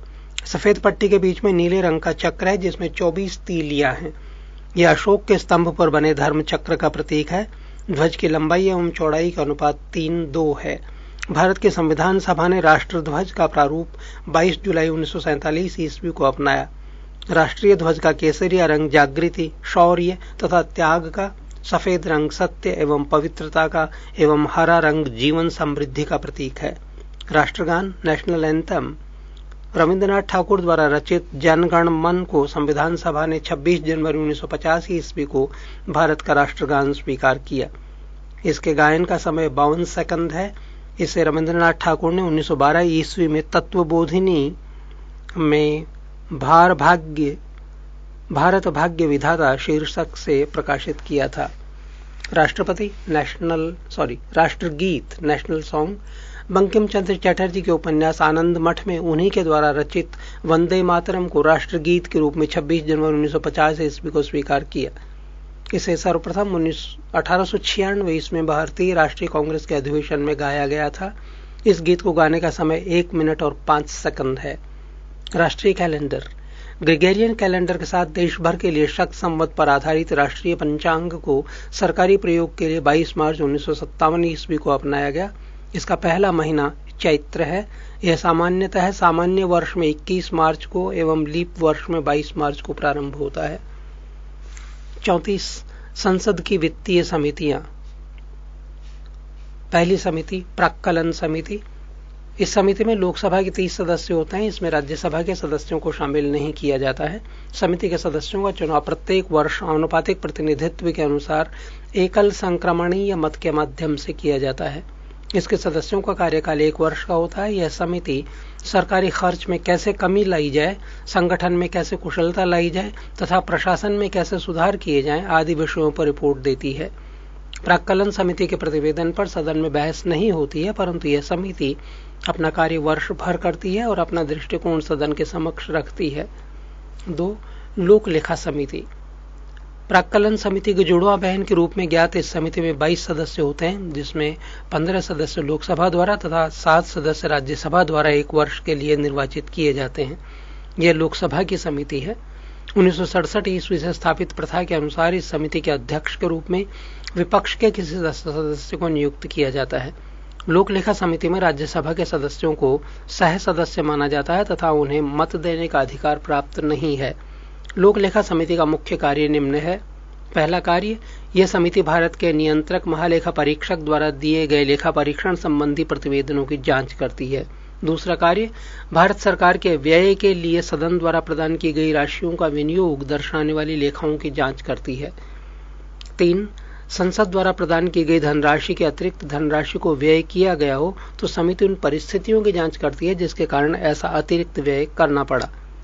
4 समिति राष्ट्रपति के वित्तीय मामलों के संचालन में अपव्यय, भ्रष्टाचार, अकुशलता में कमी के किसी प्रमाण को खोज सकती है। 3 सरकारी उपक्रमों की समिति।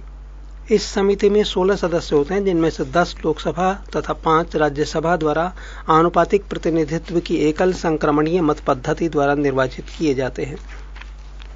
समिति का अध्यक्ष लोकसभा अध्यक्ष द्वारा नामजद किया जाता है। इस समिति के निम्न कार्य है। पहला कार्य, सरकारी उपक्रमों के प्रतिवेदनों और लेखाओं की और उन पर नियंत्रक एवं महालेखा परीक्षक के प्रतिवेदनों की जांच करना।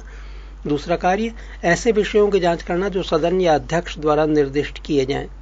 4 कुछ अन्य मुख्य समितियां। कार्य मंत्रणा समिति। लोकसभा की कार्य मंत्रणा समिति में अध्यक्ष सहित 15 सदस्य होते हैं। लोकसभा का अध्यक्ष इसका पदेन अध्यक्ष होता है। राज्यसभा की कार्य मंत्रणा समिति में इसकी सभा का सभापति इसका पदेन सभापति होता है। गैर सरकारी सदस्यों के विधेयकों तथा संकल्पों संबंधी समिति। इसका सदन गठन लोकसभा में किया जाता है। इस समिति में 15 सदस्य होते हैं। लोकसभा का उपाध्यक्ष इस समिति का अध्यक्ष होता है। नियम समिति। लोकसभा की नियम समिति में लोकसभा अध्यक्ष सहित 15 सदस्य होते हैं, जबकि राज्यपाल की नियम समिति में सभापति एवं उपसभापति सहित 16 सदस्य होते हैं। लोकसभा अध्यक्ष एवं राज्यसभा के सभापति अपने अपने सदन की समितियों के पदेन अध्यक्ष होते हैं। 5.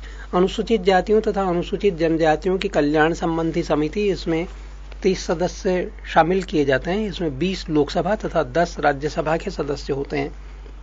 6. ग्रंथालय समिति, इसमें 9 सदस्य होते हैं। लोकसभा अध्यक्ष द्वारा मनोनीत 6 लोकसभा सदस्य तथा राज्यसभा के सभापति द्वारा मनोनीत 3 सदस्य शामिल किए जाते हैं। इस समिति का गठन प्रत्येक वर्ष किया जाता है। 35. पंचायती राज।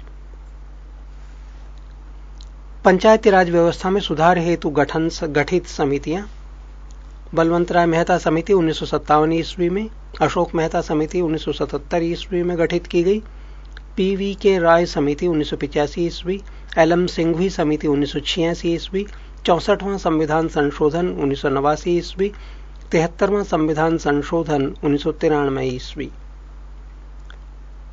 पंचायती राज का शुभारंभ स्वतंत्र भारत में 2 अक्टूबर 1950 ईस्वी को भारत के प्रथम प्रधानमंत्री जवाहरलाल नेहरू के द्वारा राजस्थान राज्य के नागौर जिले में हुआ। 11 अक्टूबर 1959 ईस्वी को पंडित नेहरू ने आंध्र प्रदेश राज्य में पंचायती राज का प्रारंभ किया।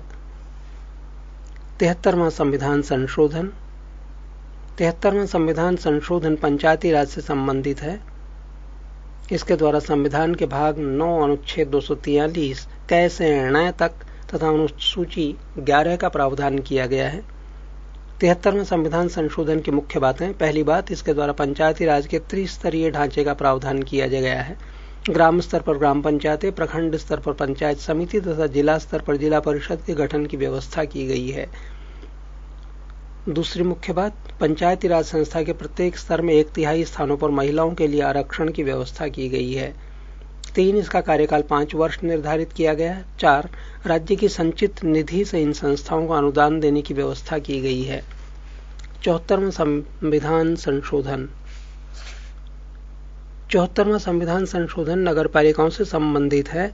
इसके द्वारा संविधान के भाग 9 क अनुच्छेद 243 तय से यह 6 तक एवं 12वीं अनुसूची का प्रावधान किया गया है। 74वां संविधान संशोधन की मुख्य बातें: ए, नगर पालिकाएं 3 प्रकार की होंगी। पहला, नगर पंचायत, ऐसा ग्रामीण क्षेत्र जो नगर क्षेत्र में परिवर्तित हो रहा हो। 2, नगर परिषद, छोटे नगर क्षेत्र के लिए। 3, नगर निगम, बड़े नगर क्षेत्र के लिए। बी, इन संस्थाओं में महिलाओं के लिए 1/3 भाग स्थान आरक्षित है। सी, अनुसूचित जाति तथा जनजाति के लिए भी आरक्षण की व्यवस्था की गई है। डी, नगरीय संस्थाओं का कार्यकाल 5 वर्ष का होगा।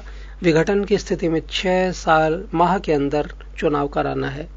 73वां संविधान संशोधन अधिनियम 25/4/1993 ईस्वी से और 74वां संविधान संशोधन 1/6/1993 ईस्वी से प्रवृत्त हुआ है। नोट: नगर निगम की स्थापना सर्वप्रथम मद्रास में 1687 ईस्वी में की गई थी। राष्ट्रीय दल का दर्जा हासिल करने के लिए आवश्यक शर्तें: ए, लोकसभा आम चुनाव अथवा राज्य विधानसभा चुनाव में किन्हीं 4 अथवा अधिक राज्यों में कुल डाले गए वैध मतों का 6% प्राप्त करना जरूरी होगा। बी, इसके अलावा इसे किसी एक राज्य अथवा राज्यों से विधानसभा की कम से कम 4 सीटें जीतनी होंगी। अथवा सी, लोकसभा में 2% सीटें हों और ये कम से कम 3 विभिन्न राज्यों में हासिल की गई हों। 24 मार्च 1999 ईस्वी को जारी अधिसूचना के अनुसार क्षेत्रीय दलों की संख्या 36 है।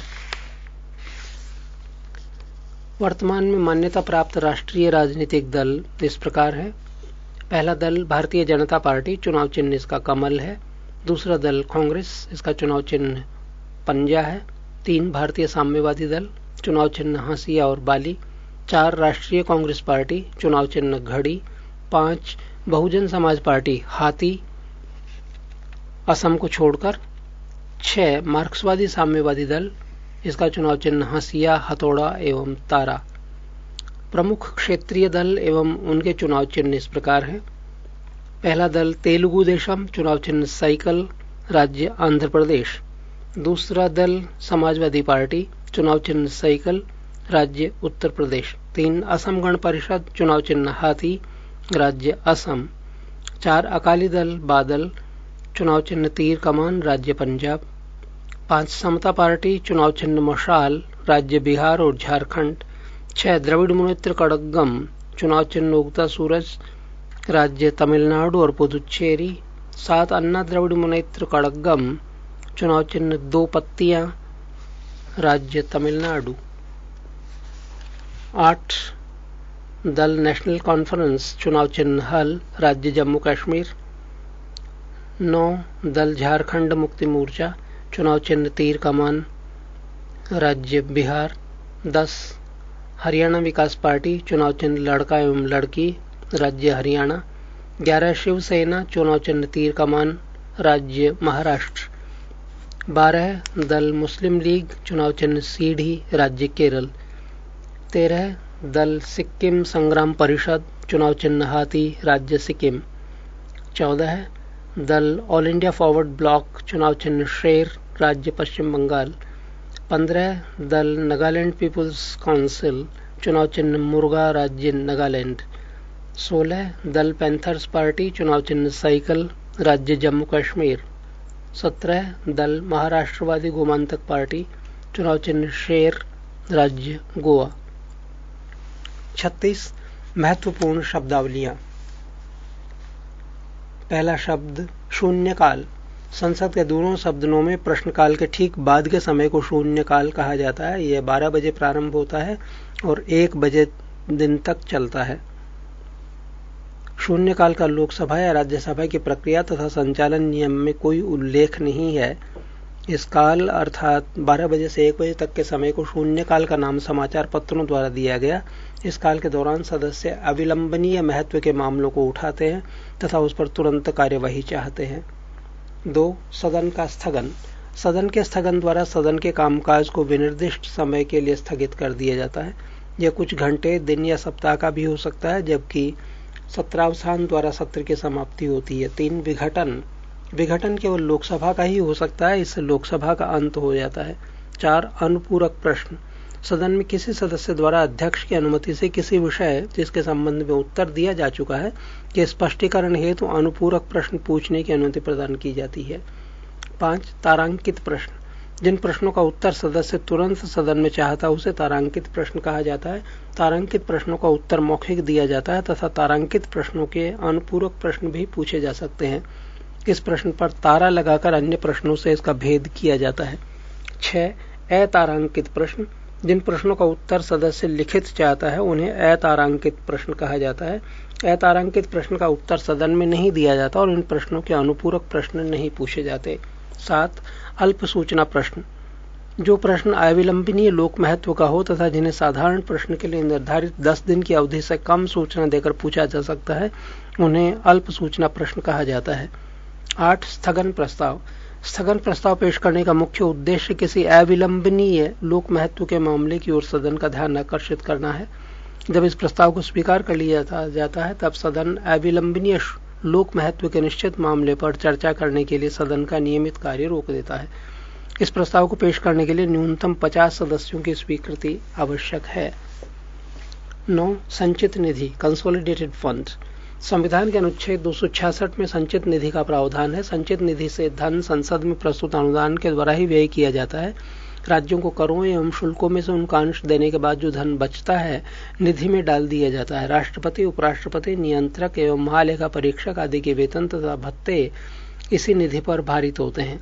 3 आकस्मिक निधि कंटीजेंसी फंड। संविधान के अनुच्छेद 267 के अनुसार भारत सरकार एक आकस्मिक निधि की स्थापना करेगी। इसमें जमा धनराशि का व्यय विधि द्वारा स्थापित प्रक्रिया के अनुसार किया जाता है। संसद की स्वीकृति के बिना इस मद से धन नहीं निकाला जा सकता है।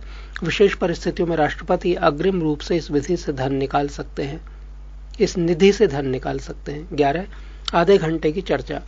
जिन प्रश्नों का उत्तर सदन में दे दिया गया हो वे उन प्रश्नों से उत्पन्न होने वाले मामलों पर चर्चा लोकसभा में सप्ताह में 3 दिन यथा सोमवार, बुधवार तथा शुक्रवार को बैठक के अंतिम आधे घंटे में की जा सकती है। राज्यसभा में ऐसी चर्चा किसी दिन जिसे सभापति नियत करे सामान्यतः 5 बजे से 5:30 बजे के बीच की जा सकती है।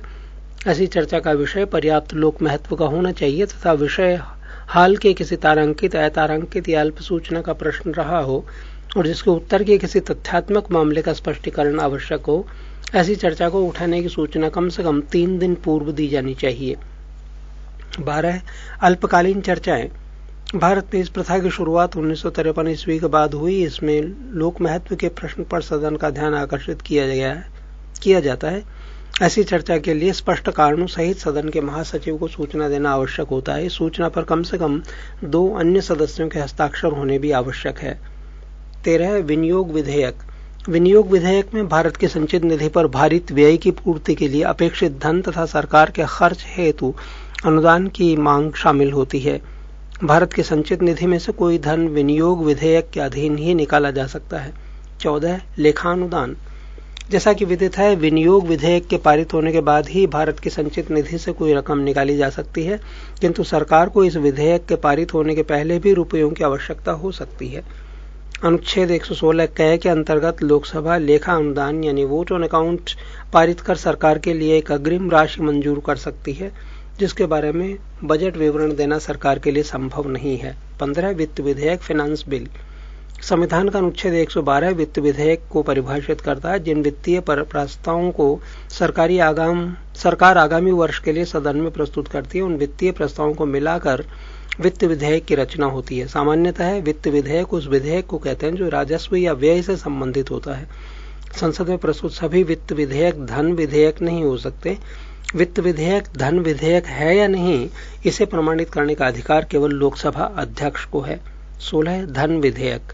संसद में राजस्व एकत्र करने अथवा अन्य प्रकार से धन से संबद्ध विधेयक को धन विधेयक कहते हैं। संविधान के अनुच्छेद 110(1) के उपखंड क से 6 तक में उल्लिखित विषयों से संबंधित विषयों को विधेयकों को धन विधेयक कहा जाता है। धन विधेयक केवल लोकसभा में ही पेश किया जाता है। धन विधेयक को राष्ट्रपति पुनः विचार के लिए लौटा नहीं सकता है। 17. अनुपूरक अनुदान। यदि विनियोग विधेयक द्वारा किसी विशेष सेवा पर चालू वर्ष के लिए व्यय किए जाने के लिए प्राधिकृत कोई राशि अपर्याप्त पाई जाती है या वर्ष के बजट में उल्लिखित न की गई और किसी नई सेवा पर खर्च की आवश्यकता उत्पन्न हो जाती है, तो राष्ट्रपति एक अनुपूरक अनुदान संसद के समक्ष पेश करवाएगा। अनुपूरक अनुदान और विनियोग विधेयक दोनों के लिए एक ही प्रक्रिया विहित की गई है। 18. बजट सत्र। यह सत्र फरवरी के दूसरे या तीसरे सप्ताह के सोमवार को आरंभ होता है। इसे बजट सत्र इसलिए कहते हैं कि इस सत्र में आगामी वित्तीय वर्ष का अनुमानित बजट प्रस्तुत, विचारित और पारित किया जाता है। 19. सामूहिक उत्तरदायित्व। अनुच्छेद 75(3) के अनुसार मंत्रिपरिषद लोकसभा के प्रति सामूहिक रूप से उत्तरदायी होगी। इसका अभिप्राय यह है कि वह अपने पद पर तब तक बनी रह सकती है जब तक उसे निम्न सदन अर्थात लोकसभा के बहुमत का समर्थन प्राप्त होता है। लोकसभा का विश्वास खोते ही मंत्रिपरिषद को तुरंत पद त्याग करना होगा। 20. कटौती प्रस्ताव। सत्ता पक्ष द्वारा सदन की स्वीकृति के लिए प्रस्तुत अनुदान की मांगों में से किसी भी प्रकार की कटौती के लिए विपक्ष द्वारा रखे गए प्रस्ताव को कटौती प्रस्ताव कहा जाता है। सरकार की नीतियों की अस्वीकृति को दर्शाने के लिए विपक्ष द्वारा प्रायः 1 रुपये की कटौती का प्रस्ताव किया जाता है, जिसका अर्थ यह भी होता है कि प्रस्ताव मांग के मुद्दों का स्पष्ट उल्लेख किया जाए। 21. अविश्वास प्रस्ताव। अविश्वास प्रस्ताव सदन में विपक्षी दल के किसी सदस्य द्वारा रखा जाता है। प्रस्ताव के पक्ष में कम से कम 50 सदस्यों का होना आवश्यक है तथा प्रस्ताव प्रस्तुत किए जाने के 10 दिन के अंदर इस पर चर्चा होना भी आवश्यक है। चर्चा के बाद अध्यक्ष मतदान द्वारा निर्णय की घोषणा करता है। 22. मूल प्रस्ताव। मूल प्रस्ताव अपने आप में संपूर्ण प्रस्ताव होता है जो सदन के अनुमोदन के लिए प्रस्तुत किया जाता है। मूल प्रस्ताव को इस तरह से बनाया जाता है कि उससे सदन के फैसले की अभिव्यक्ति हो सके। निम्नलिखित प्रस्ताव मूल प्रस्ताव होते हैं। पहला प्रस्ताव राष्ट्रपति के अभिभाषण पर धन्यवाद प्रस्ताव। दूसरा प्रस्ताव अविश्वास प्रस्ताव। इस प्रस्ताव के माध्यम से सदन का कोई सदस्य मंत्रिपरिषद में अपना अविश्वास व्यक्त करता है और यदि यह प्रस्ताव पारित कर दिया जाता है तो मंत्रिपरिषद को त्यागपत्र देना पड़ता है। 3. लोकसभा के अध्यक्ष, उपाध्यक्ष या राज्यसभा के उपसभापति के निर्वाचन के लिए या हटाने के लिए प्रस्ताव। 4. विशेषाधिकार प्रस्ताव। यह प्रस्ताव संसद के किसी सदस्य द्वारा पेश किया जाता है जब उसे प्रतीत होता है कि मंत्रिपरिषद के किसी सदस्य ने संसद में झूठा तथ्य प्रस्तुत करके सदन के विशेषाधिकार का उल्लंघन किया है। 23. स्थानापन्न प्रस्ताव।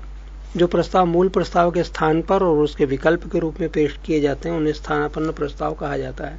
24 अनुषंगी प्रस्ताव। इस प्रस्ताव को विभिन्न प्रकार के कार्यों की अगली कार्यवाही के लिए नियमित उपाय के रूप में पेश किया जाता है। 25 प्रतिस्थापन प्रस्ताव। यह किसी अन्य प्रश्न पर विचार विमर्श के दौरान पेश किया जाता है। कोई सदस्य किसी विधेयक पर विचार करने के प्रस्ताव के संबंध में प्रतिस्थापन प्रस्ताव पेश करता है। 26 संशोधन प्रस्ताव। यह प्रस्ताव मूल प्रस्ताव में संशोधन करने के लिए पेश किया जाता है। 27 अनियमित दिन वाले प्रस्ताव। जिस प्रस्ताव को अध्यक्ष द्वारा स्वीकार या अस्वीकार किया जा सकता है लेकिन उस प्रस्ताव पर विचार विमर्श के लिए कोई समय नियत नहीं किया जाता, उसे अनियमित दिन वाला प्रस्ताव कहा जाता है। 28 अध्यादेश। राष्ट्रपति अथवा राज्यपाल संसद अथवा विधानमंडल के सत्रावसान की स्थिति में आवश्यक विषयों से संबंधित अध्यादेश का प्रख्यापन करते हैं। अध्यादेश में निहित विधि संसद अथवा विधानमंडल के अगले सत्र की शुरुआत के 6 सप्ताह के बाद प्रवर्तन योग्य नहीं रह जाती यदि संसद अथवा विधानमंडल द्वारा उसका अनुमोदन नहीं कर दिया जाता है। 29 निंदा प्रस्ताव। निंदा प्रस्ताव मंत्रिपरिषद अथवा किसी एक मंत्री के विरुद्ध उसकी विफलता पर खेद अथवा रोष व्यक्त करने के लिए किया जाता है। निंदा प्रस्ताव में निंदा के कारणों का उल्लेख करना आवश्यक होता है। निंदा प्रस्ताव नियमानुसार है या नहीं इसका निर्णय अध्यक्ष करता है। 30 धन्यवाद प्रस्ताव। राष्ट्रपति के अभिभाषण के बाद संसद की कार्यमंत्रणा समिति की सिफारिश पर 3-4 दिनों तक धन्यवाद प्रस्ताव पर चर्चा होती है। चर्चा प्रस्तावक द्वारा आरंभ होती है तथा उसके बाद प्रस्तावक का समर्थक बोलता है। इस चर्चा में राष्ट्रपति के नाम का उल्लेख नहीं किया जाता क्योंकि अभिभाषण की विषय वस्तु के लिए सरकार उत्तरदायी होती है। अंत में धन्यवाद प्रस्ताव मतदान के लिए रखा जाता है तथा उसे स्वीकृत किया जाता है। 31 विश्वास प्रस्ताव। बहुमत का समर्थन प्राप्त होने में संदेह होने की स्थिति में सरकार द्वारा लोकसभा में विश्वास प्रस्ताव लाया जाता है। इस प्रस्ताव का उद्देश्य यह सिद्ध करना होता है कि इस सदन का बहुमत उसके साथ है। विश्वास प्रस्ताव के पारित न होने की दशा में सरकार को त्यागपत्र देना आवश्यक हो जाता है। 32 बैक बेंचर। सदन में आगे के स्थान प्रायः मंत्रियों, संसदीय सचिवों तथा विरोधी दल के नेताओं के लिए आरक्षित रहते हैं। गैर सरकारी सदस्यों के लिए पीछे का स्थान नियत रहता है। पीछे बैठने वाले सदस्यों को ही बैक बेंचर कहा जाता है। 33 बुलेटिन। बुलेटिन वह संसदीय प्रक्रिया जिसमें सभी मांगों को जो नियत तिथि तक न निपटाई गई हो बिना चर्चा के ही मतदान के लिए रखा जाता है। 34 कॉकस। किसी राजनीतिक दल अथवा गुट के प्रमुख सदस्यों की बैठक को कॉकस कहते हैं। इन प्रमुख सदस्यों द्वारा तय की गई नीतियों से ही पूरा दल संचालित होता है। 35 त्रिशंकु संसद। आम चुनाव में किसी राजनीतिक दल को स्पष्ट बहुमत न मिलने की स्थिति में त्रिशंकु संसद की रचना होती है। त्रिशंकु संसद की स्थिति में दल बदल जैसे कुप्रवृत्तियों को प्रोत्साहन मिलता है। देश में 9वीं, 10वीं, 11वीं एवं 12वीं लोकसभा की यही स्थिति रही। 36 नियम 193। इस नियम के अंतर्गत सदस्य अत्यावश्यक एवं अविलंबनीय विषय पर तुरंत अल्पकालिक चर्चा की मांग कर सकते हैं।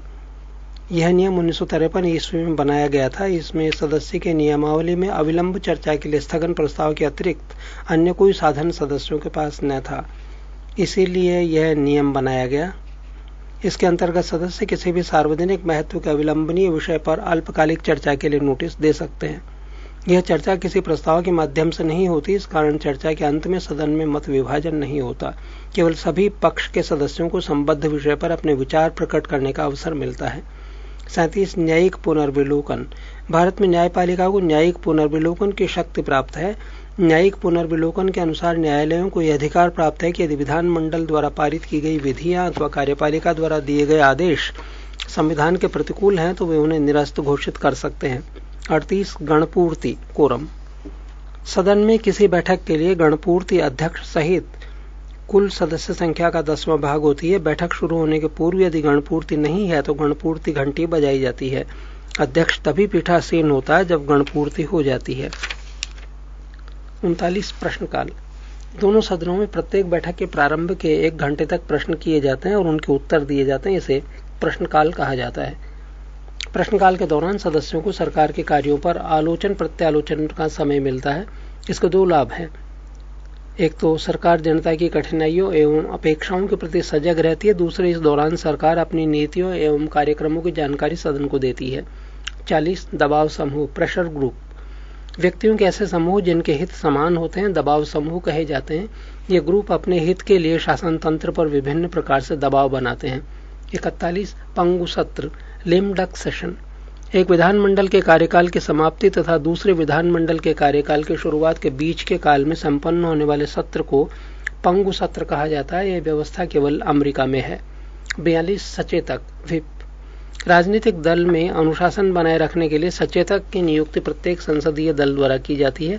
किसी विषय विशेष पर मतदान होने की स्थिति में सचेतक अपने दल के सदस्यों को मतदान विषयक निर्देश देता है। सचेतक के निर्देशों के विरुद्ध मतदान करने वाले सदस्य के विरुद्ध दल बदल निरोध कानून के अंतर्गत कार्यवाही की जाती है। 37 संविधान में किए गए प्रमुख संशोधन। पहला संशोधन 1951 ईस्वी। इसके माध्यम से स्वतंत्रता, समानता एवं संपत्ति से संबंधित मौलिक अधिकारों को लागू किए जाने संबंधी कुछ व्यावहारिक कठिनाइयों को दूर करने का प्रयास किया गया। भाषण एवं अभिव्यक्ति के मूल अधिकारों का इसमें उचित प्रतिबंध की व्यवस्था की गई। साथ ही संशोधन द्वारा संविधान में 9वीं अनुसूची को जोड़ा गया, जिसमें उल्लिखित कानूनों को सर्वोच्च न्यायालय के न्यायिक पुनर्विलोकन की शक्तियों के अंतर्गत परीक्षा नहीं की जा सकती है। दूसरा संशोधन 1952 ईस्वी। इसके अंतर्गत 1951 ईस्वी की जनगणना के आधार पर लोकसभा में प्रतिनिधित्व को पुनर्व्यवस्थित किया गया। तीसरा संशोधन 1954 ईस्वी। इसके अंतर्गत 7वीं अनुसूची को समवर्ती सूची की 33वीं प्रविष्टि के स्थान पर 33वीं प्रविष्टि के स्थान पर खाद्यान्न पशुओं के लिए चारा, कच्चा कपास, जूट आदि को रखा गया, जिसके उत्पादन एवं आपूर्ति को लोकहित में समझने पर सरकार उस पर नियंत्रण लगा सकती है। चौथा संशोधन 1955 ईस्वी।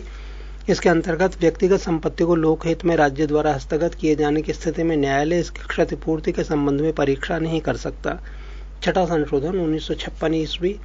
इस संशोधन द्वारा 7वीं अनुसूची के संघ सूची में परिवर्तन कर अंतर्राज्यीय बिक्री कर के अंतर्गत कुछ वस्तुओं पर केंद्र को कर लगाने का अधिकार दिया गया। 7वां संशोधन 1956 ईस्वी में ही इस संशोधन द्वारा भाषाई आधार पर राज्यों का पुनर्गठन किया गया, जिसमें पहले के 3 श्रेणियों में राज्यों के वर्गीकरण को समाप्त करते हुए राज्यों एवं केंद्र शासित प्रदेशों में उन्हें विभाजित किया गया।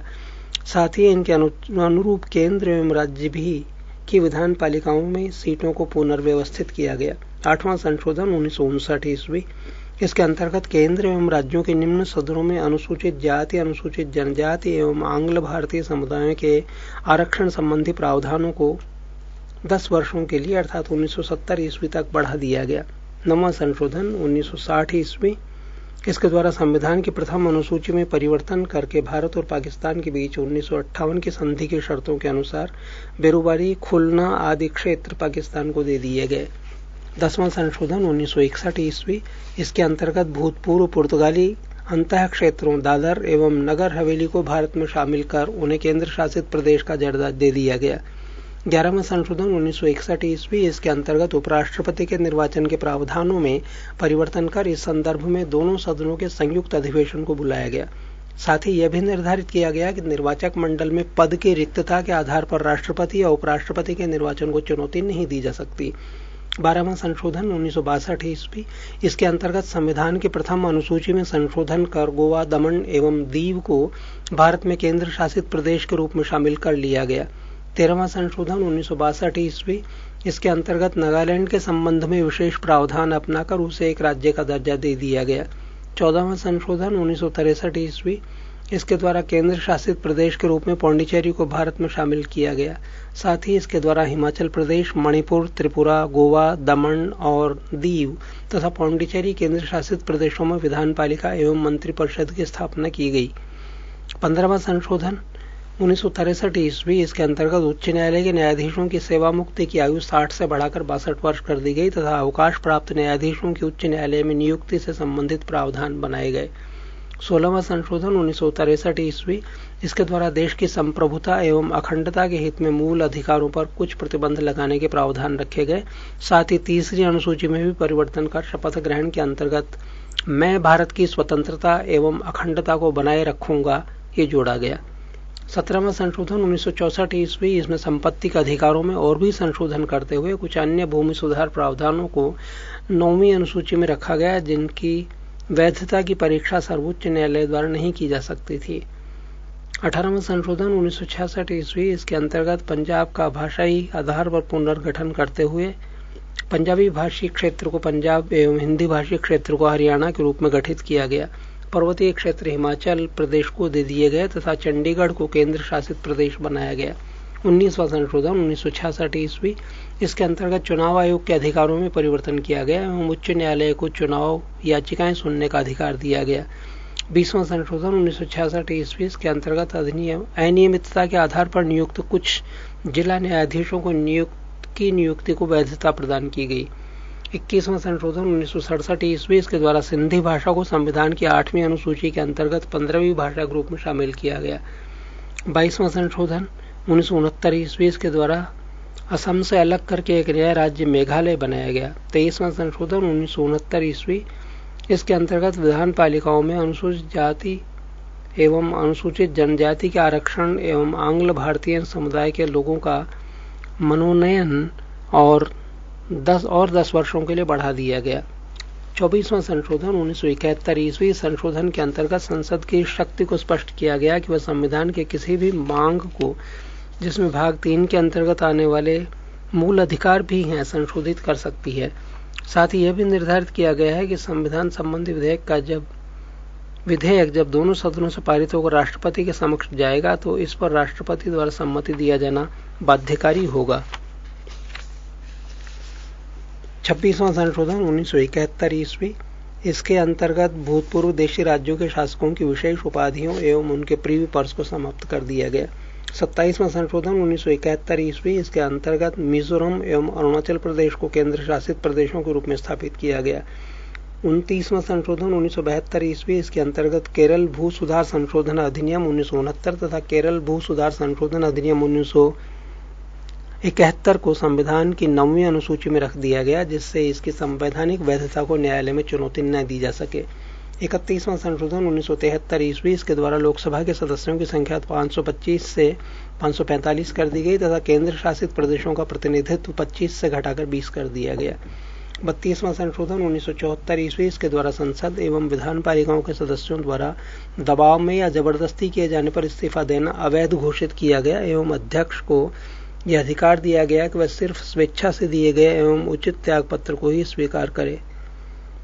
34वां संशोधन 1974 ईस्वी। इसके अंतर्गत विभिन्न राज्यों द्वारा पारित 20 भू सुधार अधिनियमों को 9वीं अनुसूची में प्रवेश देते हुए न्यायालय द्वारा संवैधानिक वैधता के परीक्षण से मुक्त किया गया। 35वां संशोधन 1974 ईस्वी। इसके अंतर्गत सिक्किम का संरक्षित राज्यों का दर्जा समाप्त कर उसे संबद्ध राज्य के रूप में भारत में प्रवेश दिया गया। 36वां संशोधन 1975 ईस्वी। इसके अंतर्गत सिक्किम को भारत का 22वां राज्य बनाया गया। 37वां संशोधन 1975 ईस्वी। इसके तहत आपात स्थिति की घोषणा और राष्ट्रपति, राज्यपाल एवं केंद्र शासित प्रदेशों के प्रशासनिक प्रधानों द्वारा अध्यादेश जारी किए जाने को अविवादित बनाते हुए न्यायिक पुनर्विचार से उन्हें मुक्त रखा गया। 39वां संशोधन 1975 ईस्वी। इसके द्वारा राष्ट्रपति, उपराष्ट्रपति, प्रधानमंत्री एवं लोकसभा अध्यक्ष के निर्वाचन संबंधी विवादों को न्यायिक परीक्षण से मुक्त कर दिया गया। 41वां संशोधन 1976 ईस्वी। इसके द्वारा राज्य लोकसेवा आयोग के सदस्यों की सेवा मुक्ति की आयु सीमा 60 से बढ़ाकर 62 वर्ष कर दी गई, पर संघ लोक सेवा आयोग के सदस्यों की सेवानिवृत्ति की अधिकतम आयु 65 वर्ष रहने दी गई। 42वां संविधान संशोधन 1976 ईस्वी के द्वारा संविधान में व्यापक परिवर्तन लाए गए, जिनमें से मुख्य निम्नलिखित हैं। क संविधान की प्रस्तावना में समाजवादी, धर्मनिरपेक्ष एवं एकता और अखंडता आदि शब्द जोड़े गए। ख सभी नीति निर्देशक सिद्धांतों के मूल अधिकारों पर सर्वोच्चता सुनिश्चित की गई। ग इसके अंतर्गत संविधान में 10 मौलिक कर्तव्यों को अनुच्छेद की 51 क भाग 4 क के अंतर्गत जोड़ा गया। घ इसके द्वारा संविधान को न्यायिक परीक्षण से मुक्त किया गया। ङ सभी विधानसभाओं एवं लोकसभा की सीटों की संख्या को इस शताब्दी के अंत तक के लिए स्थिर कर दिया गया। च लोकसभा एवं विधानसभाओं की अवधि को 5 से 6 वर्ष कर दिया गया। 6 इसके द्वारा यह निर्धारित किया गया है कि किसी केंद्रीय कानून की वैधता पर सर्वोच्च न्यायालय एवं राज्य के कानून की वैधता का उच्च न्यायालय ही परीक्षण करेगा। साथ ही यह भी निर्धारित किया गया कि किसी संवैधानिक वैधता के प्रश्न पर 5 से अधिक न्यायाधीशों की बेंच द्वारा 2/3 बहुमत से निर्णय दिया जाना चाहिए। और यदि न्यायाधीशों की संख्या 5 तक हो तो निर्णय सर्वसम्मति से होना चाहिए। जय इसके द्वारा वन संपदा, शिक्षा, जनसंख्या नियंत्रण आदि विषयों को राज्य सूची से समवर्ती सूची के अंतर्गत कर दिया गया। जय इसके अंतर्गत निर्धारित किया गया कि राष्ट्रपति मंत्रिपरिषद तथा उसके प्रमुख प्रधानमंत्री की सलाह के अनुसार कार्य करेगा। टय इसने संसद को राष्ट्र विरोधी गतिविधियों से निपटने के लिए कानून बनाने के अधिकार दिए एवं सर्वोच्चता स्थापित की। 44वां संशोधन 1978 ईस्वी। इसके अंतर्गत राष्ट्रीय आपात स्थिति लागू करने के लिए आंतरिक अशांति के स्थान पर सैन्य विद्रोह का आधार रखा गया एवं आपात स्थिति संबंधी अन्य प्रावधानों में परिवर्तन लाया गया जिससे उनका दुरुपयोग न हो। इसके द्वारा संपत्ति के अधिकार को मौलिक अधिकारों के भाग से हटाकर विधिक यानी कानूनी अधिकारों की श्रेणी में रख दिया गया।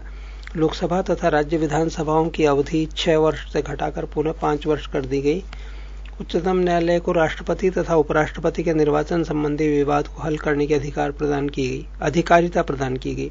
50वां संशोधन 1984 ईस्वी के द्वारा अनुच्छेद 33 में संशोधन का सैन्य सेवाओं की पूरक सेवाओं में कार्य करने वालों के लिए आवश्यक सूचनाएं एकत्रित करने, देश की संपत्ति की रक्षा करने और कानून तथा व्यवस्था से संबंधित दायित्व भी दिए गए।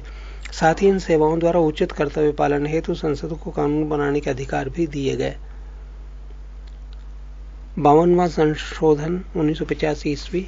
इस संशोधन के द्वारा राजनीतिक दल बदल पर अंकुश लगाने का लक्ष्य रखा गया। इसके अंतर्गत संसद या विधानसभाओं के विधानमंडलों के उन सदस्यों को अयोग्य घोषित कर दिया जाएगा जो उस दल को छोड़ते हैं जिसके चुनाव चिन्ह पर उन्होंने चुनाव लड़ा था।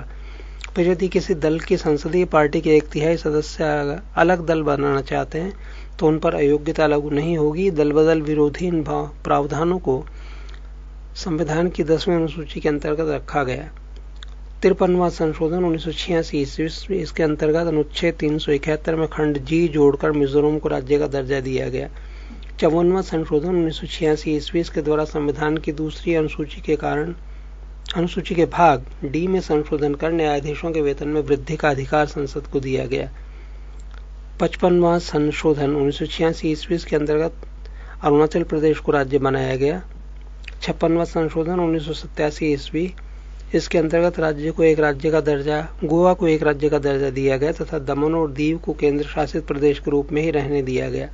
57वां संशोधन 1987 ईस्वी। इसके अंतर्गत अनुसूचित जनजातियों के आरक्षण के संबंध में मेघालय, मिजोरम, नागालैंड एवं अरुणाचल प्रदेश की विधानसभा सीटों का परिसीमन इस शताब्दी के अंत तक के लिए किया गया। 18वां संशोधन 1987 ईस्वी। इसके द्वारा राष्ट्रपति को संविधान का प्रामाणिक हिंदी संस्करण प्रकाशित करने के लिए अधिकृत किया गया। 60वां संशोधन 1988 ईस्वी। इसके अंतर्गत व्यवसाय कर की सीमा 250 रुपए से बढ़ाकर 2500 रुपए प्रति व्यक्ति प्रति वर्ष कर दी गई। 61वां संशोधन 1989 ईस्वी। इसके द्वारा मतदान के लिए आयु सीमा 21 वर्ष से घटाकर 18 लाने का प्रस्ताव था। 65वां संशोधन 1990 ईस्वी। इसके द्वारा कुछ अन्य भूमि सुधार प्रावधानों को 9वीं अनुसूची में लाने का प्रस्ताव था। 69वां संशोधन 1991 ईस्वी। दिल्ली को राष्ट्रीय राजधानी क्षेत्र बनाया गया तथा दिल्ली संघ राज्य क्षेत्र के लिए विधानसभा और मंत्रिपरिषद का उपबंध किया गया। 17वां संशोधन 1992 ईस्वी। दिल्ली और पौंडीचेरी संघ राज्य क्षेत्रों की विधानसभाओं के सदस्यों को राष्ट्रपति के लिए निर्वाचक मंडल में सम्मिलित किया गया। 71वां संशोधन 1992 ईस्वी। 8वीं अनुसूची में कोंकणी, मणिपुरी और नेपाली तथा भाषा को सम्मिलित किया गया। 73वां संशोधन 1992 ईस्वी। इसके अंतर्गत संविधान में 11वीं अनुसूची जोड़ी गई। इसके पंचायती राज संबंधी प्रावधानों को सम्मिलित किया गया है। 74वां संशोधन 1993 ईस्वी। इसके अंतर्गत संविधान में 12वीं अनुसूची शामिल की गई जिसमें नगरपालिका, नगर निगम और नगर परिषदों से संबंधित प्रावधान किए गए थे। 76वां संशोधन 1994 ईस्वी। संशोधन अधिनियम द्वारा संविधान की शर्तें संविधान की 9वीं अनुसूची में संशोधन किया गया और तमिलनाडु सरकार द्वारा पारित पिछड़े वर्गों के लिए सरकारी नौकरियों में 69% आरक्षण का उपबंध करने वाले अधिनियम को 9वीं अनुसूची में शामिल कर दिया गया है। 78वां संशोधन 1995 ईस्वी। इसके द्वारा 9वीं अनुसूची में विभिन्न राज्यों द्वारा पारित 27 भूमि सुधार विधेयकों को समाविष्ट किया गया है। इसी प्रकार 9वीं अनुसूची में सम्मिलित अधिनियमों की कुल संख्या 284 हो गई है। 19वें संशोधन 1999 ईस्वी अनुसूचित जातियों तथा अनुसूचित जनजातियों के लिए आरक्षण की अवधि 25 जनवरी 2010 ईस्वी तक के लिए बढ़ा दी गई है।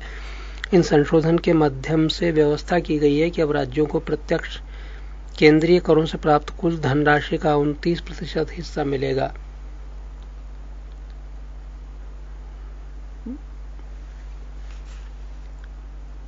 82वां संशोधन 2000 ईस्वी।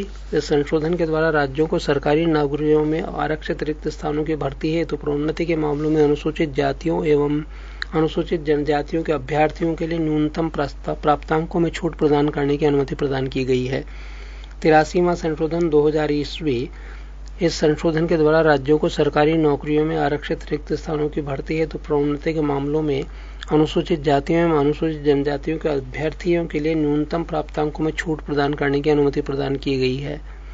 83वां संशोधन 2000 ईस्वी। इस संशोधन द्वारा पंचायती राज संस्थाओं में अनुसूचित जाति के लिए आरक्षण का प्रावधान न करने की छूट प्रदान की गई है। अरुणाचल प्रदेश में कोई भी अनुसूचित जाति न होने के कारण उसे यह छूट प्रदान की गई है।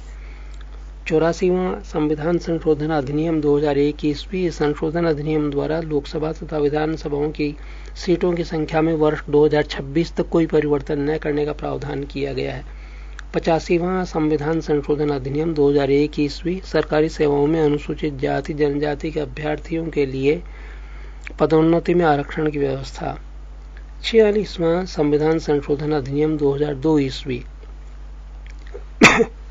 इस संशोधन अधिनियम द्वारा देश के 6 से 14 वर्ष तक के बच्चों के लिए अनिवार्य एवं निःशुल्क शिक्षा को मौलिक अधिकार के रूप में मान्यता देने संबंधी प्रावधान किया गया है। इसे अनुसूची 21 क के अंतर्गत संविधान में जोड़ा गया है।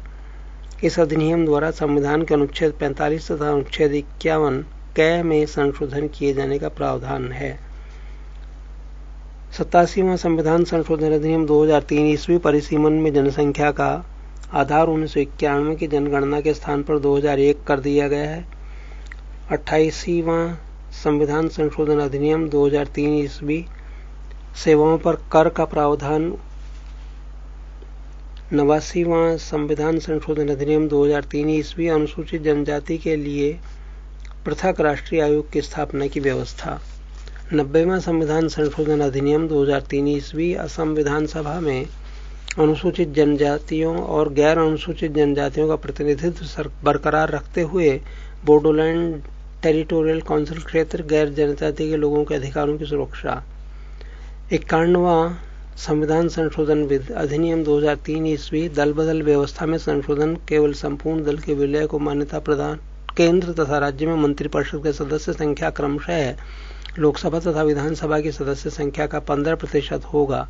जहां सदन की सदस्य संख्या 40-40 है वहां अधिकतम 12 होगी। 52वां संविधान संशोधन अधिनियम 2003 ईस्वी। संविधान की 8वीं अनुसूची में बोडो, डोगरी, मैथिली और संथाली भाषाओं का समावेश। 38 संविधान के कुछ महत्वपूर्ण अनुच्छेद। अनुच्छेद 1 ये घोषणा करता है कि भारत राज्यों का संघ है। अनुच्छेद 3 संसद विधि द्वारा नए राज्य बना सकती है तथा पहले से अवस्थित राज्यों के क्षेत्रों, सीमाओं एवं नामों में परिवर्तन कर सकती है। अनुच्छेद 5 संविधान के प्रारंभ होने के समय भारत में रहने वाले वे सभी व्यक्ति यहाँ के नागरिक होंगे जिनका जन्म भारत में हुआ हो, जिनके पिता या माता भारत के नागरिक हों या संविधान के प्रारंभ के समय से भारत में रह रहे हों। अनुच्छेद 53 संघ की कार्यपालिका संबंधी शक्ति राष्ट्रपति में निहित हो रहेगी। अनुच्छेद 64 उपराष्ट्रपति राज्यसभा का पदेन अध्यक्ष होगा। अनुच्छेद 74 एक मंत्रिपरिषद होगी जिसके शीर्ष पर प्रधानमंत्री रहेगा, जिसकी सहायता एवं सुझाव के आधार पर राष्ट्रपति अपनी कार्य संपन्न करेगा।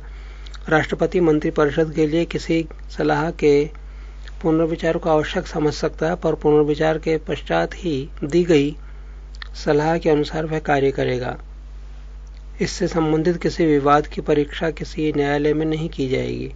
अनुच्छेद 76 राष्ट्रपति द्वारा महान्यायवादी की नियुक्ति की जाएगी। अनुच्छेद 78 प्रधानमंत्री का यह कर्तव्य होगा कि वह देश में प्रशासनिक एवं विधायी मामलों तथा मंत्रिपरिषद के निर्णयों के संबंध में राष्ट्रपति को सूचना दे यदि राष्ट्रपति इस प्रकार सूचना प्राप्त करना आवश्यक समझे।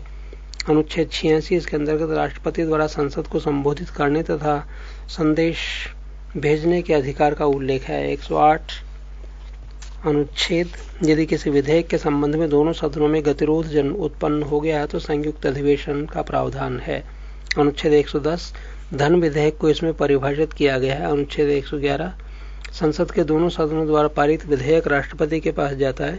राष्ट्रपति उस विधेयक को सम्मति प्रदान कर सकता है या अस्वीकृत कर सकता है। वह संदेश के साथ या बिना संदेश के संसद को उस पर पुनर्विचार के लिए भेज सकता है। पर यदि दोबारा विधेयक को संसद द्वारा राष्ट्रपति के पास भेजा जाता है तो वह इसे अस्वीकृत नहीं करेगा। अनुच्छेद 112 प्रत्येक वित्तीय वर्ष हेतु राष्ट्रपति द्वारा संसद के समक्ष बजट पेश किया जाए। अनुच्छेद 123 संसद के अवकाश सत्र नहीं चलने की स्थिति में राष्ट्रपति को अध्यादेश जारी करने का अधिकार।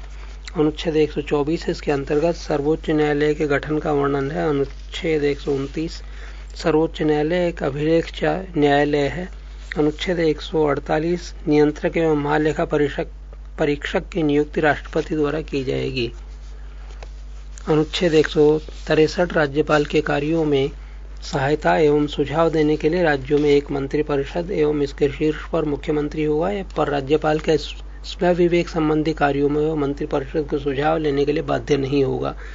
अनुच्छेद 169 राज्यों में विधान परिषदों की रचना या उनकी समाप्ति विधानसभा द्वारा बहुमत से पारित प्रस्ताव तथा संसद द्वारा इसकी स्वीकृति से संभव है।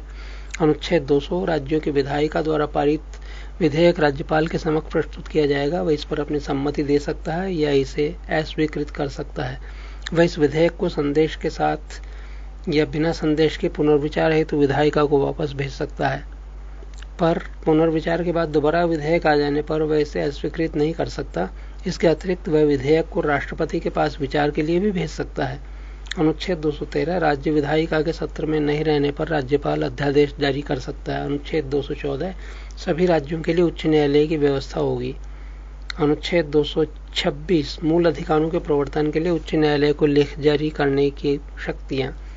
अनुच्छेद 223 जिला न्यायाधीशों की नियुक्ति राज्यपाल द्वारा उच्च न्यायालय के परामर्श से की जाएगी। अनुच्छेद 235 उच्च न्यायालय का नियंत्रण अधीनस्थ न्यायालयों पर रहेगा। अनुच्छेद 239 केंद्र शासित प्रदेशों का प्रशासन राष्ट्रपति द्वारा होगा। वह यदि उचित समझे तो बगल के किसी राज्य के राज्यपाल को इसके प्रशासन का दायित्व सौंप सकता है या एक प्रशासक की नियुक्ति कर सकता है। अनुच्छेद 245 संसद संपूर्ण देश या इसके किसी हिस्से के लिए तथा राज्य विधान पालिका अपने राज्य या इसके किसी हिस्से के लिए कानून बना सकती है। अनुच्छेद 248 विधि निर्माण संबंधी अवशिष्ट शक्तियां संसद में निहित हैं। अनुच्छेद 249 राज्यसभा विशेष बहुमत द्वारा राज्य सूची के किसी विषय पर लोकसभा को 1 वर्ष के लिए कानून बनाने के लिए अधिकृत कर सकती है यदि वह इसे राष्ट्रहित में आवश्यक समझे।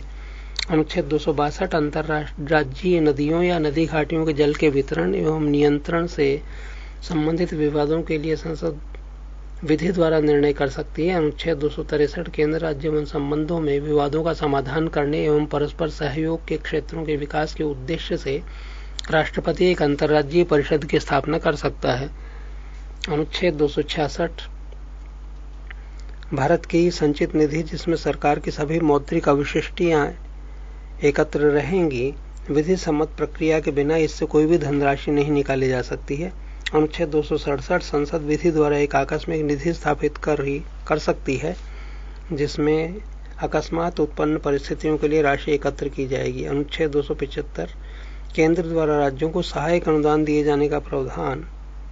अनुच्छेद 280 राष्ट्रपति हर 5वें वर्ष एक वित्त आयोग की स्थापना करेगा जिसमें अध्यक्ष के अतिरिक्त 4 अन्य सदस्य होंगे तथा जो राष्ट्रपति के पास केंद्र एवं राज्यों के बीच करों के वितरण के संबंध में अनुशंसा करेगा। अनुच्छेद 300 राज्य किसी भी व्यक्ति को उसकी संपत्ति से वंचित नहीं करेगा। पहले यह प्रावधान मूल अधिकारों के अंतर्गत था पर संविधान के 44वें संशोधन 1978 ईस्वी के द्वारा इसे अनुच्छेद 300 में एक सामान्य वैधानिक कानूनी अधिकार के रूप में उपस्थित किया गया।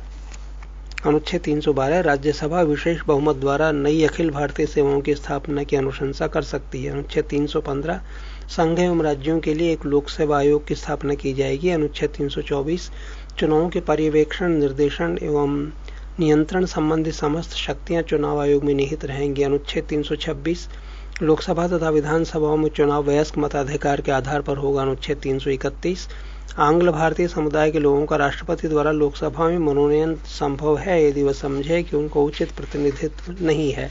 अनुच्छेद 332 अनुसूचित जातियों एवं जनजातियों का विधानसभाओं में आरक्षण का प्रावधान। अनुच्छेद 333 आंग्ल भारतीय समुदाय के लोगों का विधानसभाओं में मनोनयन। अनुच्छेद 335 अनुसूचित जातियों, जनजातियों एवं पिछड़े वर्गों के लिए विभिन्न सेवाओं में पदों पर आरक्षण का प्रावधान। अनुच्छेद 343 संघ की आधिकारिक भाषा देवनागरी लिपि में लिखी गई हिंदी होगी। अनुच्छेद 347 यदि किसी राज्य में पर्याप्त संख्या में लोग किसी भाषा को बोलते हों और उससे उनकी आकांक्षा हो कि उनके द्वारा बोली जाने वाली भाषा को मान्यता दी जाए तो इसकी अनुमति राष्ट्रपति दे सकता है।